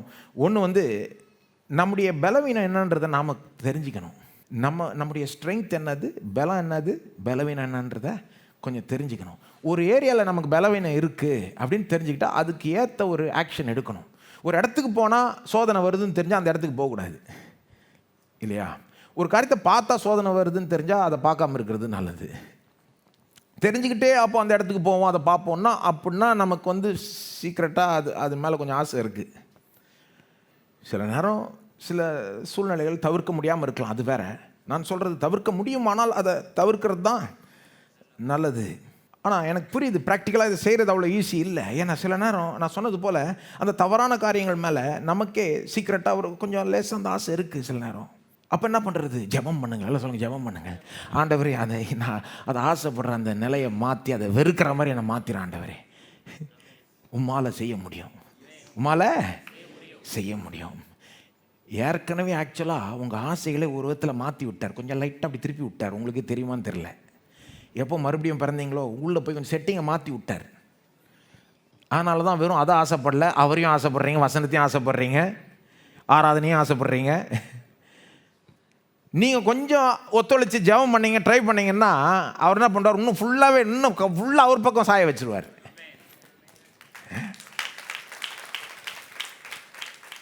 ஒன்று, நம்முடைய பலவீனத்தை நம்ம தெரிஞ்சுக்கிட்டு அதுக்கு ஏற்றபடி நடந்துக்கணும். ரெண்டாவது, இருதயத்தை காத்துக்கொள்ளணும். அதான் நம்மை கவனிக்கணும்னா நம்ம இருதயத்தை காத்து, வாட்ச்மேன் வந்து கேட்டை மூடி வச்சு பூட்டி வைக்கிற மாதிரி நாம் இருதயத்தை தவறான காரியங்கள் உள்ளே போகாது, குப்பை உள்ளே போகாதபடி காத்துக்கொள்ளணும். பாருங்கள், ஒரு பக்கம் இருதயத்தை வசனத்தினால் நிரப்பிக்கிட்டு இன்னொரு பக்கம் குப்பையும் போயிட்டு இருந்ததுன்னா என்ன நடக்கும்? ஒரு பக்கம் நல்ல ஆரோக்கியமாக டயட்டில் இருக்கிறாங்கன்ட்டு லஞ்ச் டைமில் கரெக்டாக சாப்பிட்டுட்டு அப்புறம் ஒவ்வொரு நாளும் சாயங்காலம் வந்து இஷ்டத்துக்கு முறுக்கு, சிப்ஸு, வடை, அது இதுன்னு அடித்து தள்ளினா இங்கே கரெக்டாக சாப்பிட்டதெல்லாம் இங்கே இதாகிடும். பாருங்கள், கேன்சல் ஆகிடும். அவை வசனம் உள்ளே போனால் பார்த்தாது, மற்ற தவறான காரியங்கள் போகாதபடி காத்துக்கொள்ளணும். எல்லா காவலோடும் உன் இருதயத்தை காத்துக்கொள்ள, அது நிலத்து நின்று ஜீவ ஊற்று புறப்படும். நீதிமொழிகள் 4:23. அந்த வசனத்துக்கு அப்புறம் அடுத்த சில வசனங்களை வாசித்தீங்கன்னா எப்படி இருதயத்தை காத்துக்கொள்ளணுன்ற ஐடியா அங்கேயே கொடுக்கப்படுது. எப்படின்னா, நீ என்ன பார்க்குறன்றதை கவனி, நீ என்ன கேட்குறன்றத கவனி, எங்கே போகிறன்றத, உன் கண்கள், உன் வாய், உன் காது, உன் பாதை, இதை கரெக்டாக கவனித்தா இருதயத்தை காத்து கொள்ளலாம். எப்படி நம்ம இருதயத்துக்குள்ளே தவறான காரியம் போகுதுன்னா, தவறான காரியத்தை பார்க்குறோம், தவறான காரியங்களை கேட்குறோம். அப்போ அங்கே கட் பண்ணணும். அதை திரும்ப சொல்கிறேன், எனக்கு புரியுது, அதெல்லாம் அவ்வளோ ஈஸி கிடையாது. அதனால தான் ஜெபம் பண்ணுங்க. அதெல்லாம் சொல்லுங்கள், ஜெபம் பண்ணுங்க. ஒவ்வொரு தடவையும் இதை கலக்கணும். பாருங்கள், விழித்திருந்து ஜெபம் பண்ணுங்கள். கடைசியாக இயேசுவை பார்க்கணும். எல்லாம் சொல்லுங்கள், இயேசுவை பார்க்கணும். அதாவது கவனிக்க வேண்டியதை கவனிக்கணும் அப்படின்னு சொல்கிறதுல என்ன சொல்லிட்டு வரோம்? வசனத்தை கவனிக்கணும். இந்த பிசாசுடைய தந்திரங்கள், உலகம் எப்படி தேவனுக்கு முரண்பாடான விதத்தில் போகுது, நம்மளை இன்ஃப்ளூயன்ஸ் பண்ணுது, அதை தெரிஞ்சுக்கணும். மூணாவது, நம்மையே தெரிஞ்சுக்கணும், நம்முடைய இருதயத்தை காக்கணும். நாலாவது, இயேசுவை கவனிக்கணும். எல்லாம் சொல்லுங்கள், இயேசுவை கவனிக்கணும். ஏன்னா நம்மையே கவனித்தா பத்தாது. ஓட்டத்தை ஓடுறீங்கன்னா, ஒலிம்பிக் ரன்னர் ஓட்டத்தை ஓடுறாங்கன்னா அவங்க காலை பார்த்தே ஓட மாட்டாங்க, ஃபினிஷ் லைனை பார்த்து ஓடுவாங்க இல்லையா? அந்த மாதிரி கிறிஸ்தவர்களாகிய நாம் வெறும் நம்மளை பார்த்து வாழ்ந்தா, என்ன கவனிக்கிறேன், என்ன சோதிச்சு பார்க்குறேன், என்ன எனக்குள்ளே என்ன பலவீனம் இருக்கேன்னு பார்க்குறேன், வெறும் அப்படி போயிட்டோன்னு வைங்க, ரொம்ப ஆபத்து. ஏன்னா கண்ணாடியில் பார்க்குறது நமக்கே பிடிக்காது. ஐயோ என்ன அது இப்படி இருக்கே அப்படின்ட்டு. அதனால தான் ரொம்ப ஓவராக நம்மளே பார்த்துக்கூடாது. அதான் ஒருத்தர் மெக்செயின், ஒரு பெரிய தேவ மனுஷன் பாருங்கள், அவர் சொன்னார், ஒரு தடவை ஒரு கஷ்டப்படுற விசுவாசிக்கிட்ட சொல்கிறாரு, ஒரே வருத்தப்படுகிற ஒரு டவுனாக இருக்கிற விசுவாசியை பார்த்து சொல்கிறேன், ஏப்பா உன் பிரச்சனை நீ ரொம்ப ஒன்றை பார்க்குற அப்படின்றாரு. நீ உன்னை ஒரு தடவை பார்த்தா இயேசுவை 10 தடவை பார்த்துக்கோ அப்படின்றாரு. உன்னை ஒரு தடவை பார்த்தா இயேசுவை 10 தடவை பார்த்துக்கோ. எனக்கு இந்த பலவீனம் இருக்குதே, உடனே போயிட்டு இயேசுவை 10 தடவை பார்த்துக்கோ. ஐயோ நான் இந்த பாவம் செஞ்சுட்டேனே, உடனே சிலுவையை பார்ப்பார். எப்படி இந்த பாவத்தையும் அவர் சுமந்தார், இந்த பாவத்துக்கும் அவருக்கு அடி உழுந்தது அப்படின்றத பார். கர்த்தன் இயேசு பார் உனக்காய் கஷ்டங்கள் சகித்தாரே. அதான் சீக்கிரட். பாருங்கள், கிறிஸ்தவ வாழ்க்கையில் ரொம்ப அதிகமாக கவனிக்க வேண்டியது வந்து இயேசுவை. அவர் யார், எனக்காக என்ன செய்தார், என்னை எப்படி அன்பு கூறுகிறார், எனக்கு என்னென்ன வாக்குத்தத்தங்களை கொடுத்திருக்கிறார், எப்படி அவர் வாக்கு மாறாத தேவன், ஒருபோதும் என்னை கைவிடாத தேவன், எந்த அளவுக்கு என்னை ஏற்கனவே அன்பு கூறுகிறார்ன்றதை நிரூபிச்சிட்டார். இன்னைக்கும் அன்பு கூறுறார், என்னைக்குமே அன்பு கூறுறார். அவருடைய அன்பை கவனிக்க அதுதான் best way to over come temptation. அவருடைய அன்பை ஃபோக்கஸ் பண்ணுறது. அவருடைய, நான் சொல்கிறேன், அந்த சோதனை இழுக்குதுன்னா கூட நீங்கள் இயேசுனுடைய அன்பை பற்றி ஒரு செய்தியை கேட்டு பாருங்கள். சோதனை இழுக்கிறப்போ இப்போ 2 விதமாக டீல் பண்ணலாம். நீங்கள் ஒன்று வந்து உங்களையே பயமுறுத்திக்கலாம், வேணாம் இப்போ இது செஞ்சால் ஐயோ இது கெட்டுரும், அது கெட்டுரும், அது போயிடும், இதை இழந்துருவோம், ஒருவேளை நரகம் போனாலும் போயிடுவோம் அப்படின்னு கூட சிலர் நினைக்கலாம். ஆனால் கிறிஸ்தவர்கள் பாவம் செய்கிறதுனால நரகம் ஒன்றும் போகிற அப்படி கிடையாது. வேதம் அப்படி போதிக்கிறது இல்லை. பாருங்கள், கிறிஸ்தவர்கள் பாவம் செய்கிறப்போ வேதம் என்ன சொல்லுது, அது எப்படி இருக்குன்னா கப்பலுக்குள்ளேயே விழுற மாதிரி இருக்குது. நோவாவுடைய பேழைக்குள்ளே போயிட்டீங்கன்னா, அதான் ஒரு பிரசங்கியார் சொன்னது போல், வந்த மழைக்கும் வெள்ளத்துக்கும் அநேகமாக நோவா கப்பலில் இருக்கிறப்போ சில நேரம் அப்படி சாஞ்சு விழுந்திருக்கலாம். ஆனால் வெளியில் இருக்கிறவங்களும் அவங்களுக்கு என்ன வித்தியாசம், அவர் பேழைக்குள்ளேயே விழுந்தார், அவங்க அந்தரத்தில் விழுந்து போயிட்டாங்க. ஒரு விசுவாசி விழுறப்போ பாவத்தில் அவங்க வந்து இயேசுக்குள்ளே விழுகிறாங்க. அதாவது இயேசு வெளியே போகல, அவங்க கிறிஸ்துக்குள்ளே தான் இருக்கிறாங்க. அப்போ ரட்சிப்பை இழந்துருவோன்றது கிடையாது. ஆனால் மற்ற விதத்தில் எவ்வளோ காரியங்களை இழக்கிறோம், அதனுடைய விளைவுகள்லாம் இருக்குது. அப்போ அதை வேணால் சொல்லி நம்மளை பயமுறுத்திக்கலாம். அது ஓரளவுக்கு வேலை செய்யும் பாருங்கள், ஆனால் ரொம்ப வேலை செய்யாது அது. பயமுறுத்தினா சிலர் ஓரளவுக்கு தாங்க வேலை செய்யும். சின்ன பிள்ளைகளை பயமுறுத்தலாம் நீங்கள். இதே இது கொஞ்சம் பெரியவன் ஆகிட்டானா பயமுறுத்துறதுலாம் வேலைக்கு ஆகாது. போயிட்டு வாங்க அப்படின்வாங்க. வெறும் பயமுறுத்தி பாவம் செய்யாமல் இருக்க முடியாது.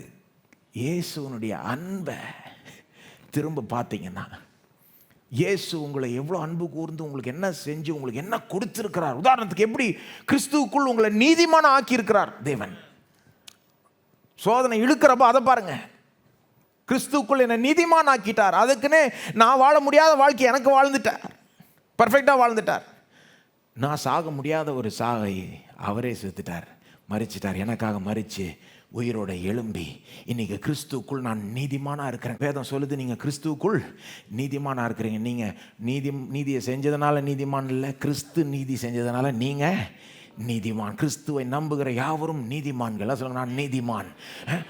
அதை நீங்கள் உங்களுக்கே சொல்லிக்கோங்க. அதை பற்றி ஒரு செய்தியை வேணால் போட்டு கேளுங்க. எப்படி நீங்கள் நீதிமானாக இருக்கிறீங்க, எப்படி நீங்கள் உங்களை பரிசுத்தமாக்கி விட்டார், கழுவி விட்டார். வசனம் சொல்லுதில்ல, கழுவப்பட்டோம், பரிசுத்தமாக்கப்பட்டோம், நீதிமான்கள் ஆக்கப்பட்டோம். இதெல்லாம் நடந்திருக்குன்னு உங்களுக்கே சொல்லி பாருங்கள், பாவம் செய்ய மனசு வராது. அதான் எங்கள் அப்பா ஒரு உதாரணம் சொல்லுவாங்க. கோட்டு சூட்டு மாட்டிக்கிட்டு இருந்தா எங்கே உட்காரோன்றதை பார்த்து உட்காருவோம். எங்கேயாவது போய் டீ கடையில் உட்கார மாட்டோம். ஏன்னா எல்லாம் ஒரு மாதிரி பார்ப்பாங்க, முதல்ல கோட்டு சூட்டு போட்டாலிங்கன்னு இங்கே பண்ணிக்கிட்டு இருக்காருன்னு. இதே இது லுங்கி மாட்டிக்கிட்டு இருந்தா எங்கே வேணா டீ கடைன்னா குப்பை தொட்டி பாத்தில் கூட போய் உட்காந்துக்குவோம். லுங்கி தானே, பார்க்கவே தேவையில்லை. நமக்கு வந்து கோட்டு சூட்டை காட்டிலும் இயேசுனுடைய நீதினால் தரிக்கப்பட்டிருக்கிறோம். இயேசுடைய நீதி என்ன கம்ப்ளீட்டாக மூடுது. தேவன் என்ன பார்க்குறப்போ என்ன பார்க்கல, இயேசுடைய நீதியை தான் பார்க்குறாரு. என் பாவத்தை பார்க்க மாட்டேன்றாரு, நீதியை தான் பார்க்குறேன்றாரு. அப்போ என்ன நீதிமானை தான் பார்க்குறாருன்றது உங்களுக்கு நினைப்படுத்தி பாருங்கள். அந்த பாவத்தையும் வேணான்ட்டுப்பீங்க. இந்த அழுக்கு வேண்டாம் நமக்கு. இயேசுவே பாருங்கள், எல்லாம் சொல்லுங்கள், இயேசுவே பாருங்கள். நம்ம எல்லோரும் எழுந்து நிற்போம். இப்போ நான் சொன்னதெல்லாம் வேதம் கொடுக்குற வழிகள் பாருங்கள். ஆனால் எனக்கு புரியுது, சில நேரம் நாம் பாவம் செய்கிறோம், சோதனையில் இழுக்கப்படுகிறோம். சோதனையினால் சீஷர்லேயே அப்படி இழுக்கப்பட்டாங்க. அன்றைக்கி பயங்கரமாக விழுந்தாங்க. இயேசு வேணுன்னா அன்றைக்கே அவங்கள தூக்கி எறிஞ்சிருக்கலாம். நீ எல்லாம் ஊழியத்துக்கு லாய்க்கே இல்லை அப்படி போன்ட்டுருக்கலாம். ஆனால் அவங்கள எல்லாரையும் மன்னிச்சு, யார் யார் அவர்கிட்ட வந்தாங்களோ எல்லாரையும் மன்னிச்சு ஏற்றுக்கொண்டு பெரிய ஊழியத்தை தந்தார், பெரிய விதத்தில் பயன்படுத்தினார். ஆக ஒருபோதும் நம்பிக்கை இழக்கவே தேவையில்லை. அவரிடத்தில் வருகிற யாரையுமே அவர் புறம்பே தள்ளவே மாட்டார். நம்ம யாருமே பர்ஃபெக்ட் கிடையாது. ஆனால் இந்த விஷயத்தில் நாம் வளரலான்றதை சொல்ல வரேன். நாம் வளரணும்னு இயேசு விரும்புகிறார். விழித்திருந்து ஜெபம் பண்ணுங்கள். ஸ்தோத்திரம் தேவனே, உம்மை ஸ்தோத்திரிக்கிறோம், நன்றி செலுத்துகிறோம் ஆண்டவரே. இந்த காரியங்களை எங்களுக்கு போதிக்கிறதுக்காக நன்றி ஆண்டவரே. உடைய வசனத்தில் எவ்வளோ காரியங்கள் எங்களுக்கு நீ சொல்லியிருக்கிறீர், போதிச்சிருக்கிறீர். இதெல்லாம் இன்னும் அதிகமாக கற்றுக்கொள்ள எங்களுக்கு ஒரு இன்ட்ரெஸ்ட்டை தாரோம், எங்களுக்கு ஒரு புரிந்து கொள்ளுதலை தாரோம். கற்றுக்கொள்கிற காரியங்களை வாழ்க்கையில் அப்ளை பண்ணி அதுக்கு ஏற்ற விதத்தில் வாழ்க்கையை மாற்றி அதை போய் செய்கிற அளவுக்கு எங்களை ஊந்தி தள்ளும் ஆண்டவரே. ஸ்தோத்திரம் ஆண்டவரே. நீர் அப்படியே செய்ய போகிறபடியால் நன்றி. விழித்திருந்து ஜெபம் பண்ணும்போது நிச்சயமாக நாங்கள் இந்த சோதனைகள்னால இழுக்கப்பட முடியாது என்பதை நம்புகிறோம் ஆண்டவரே. உடைய வசனத்தை நம்புகிறோம், உடைய வாக்கை நம்புகிறோம். வாக்கு மாறாத தேவன் நீர். போக போக எங்களை நீர் இன்னும் அதிகமாக உம்முடைய சாயல், உம்முடைய ரூபத்தை போல மாற்றிக்கொண்டே வாரும் ஆண்டவரை. பயன்படுத்தும், ஒவ்வொரு நபரையும் ஆசீர்வதியும், வழி நடத்தும். இயேசுவின் நாமத்தில் ஜெபிக்கிறோம், ஆமென். நம்முடைய கர்த்தராகிய இயேசு கிறிஸ்துவின் கிருபையும் பிதாவாகிய தேவனுடைய அன்பும் பரிசுத்தாவியானவருடைய ஐக்கியமும் நம்மோடு இன்றைக்கும் என்றைக்கும் இருப்பதாக. ஆமென்.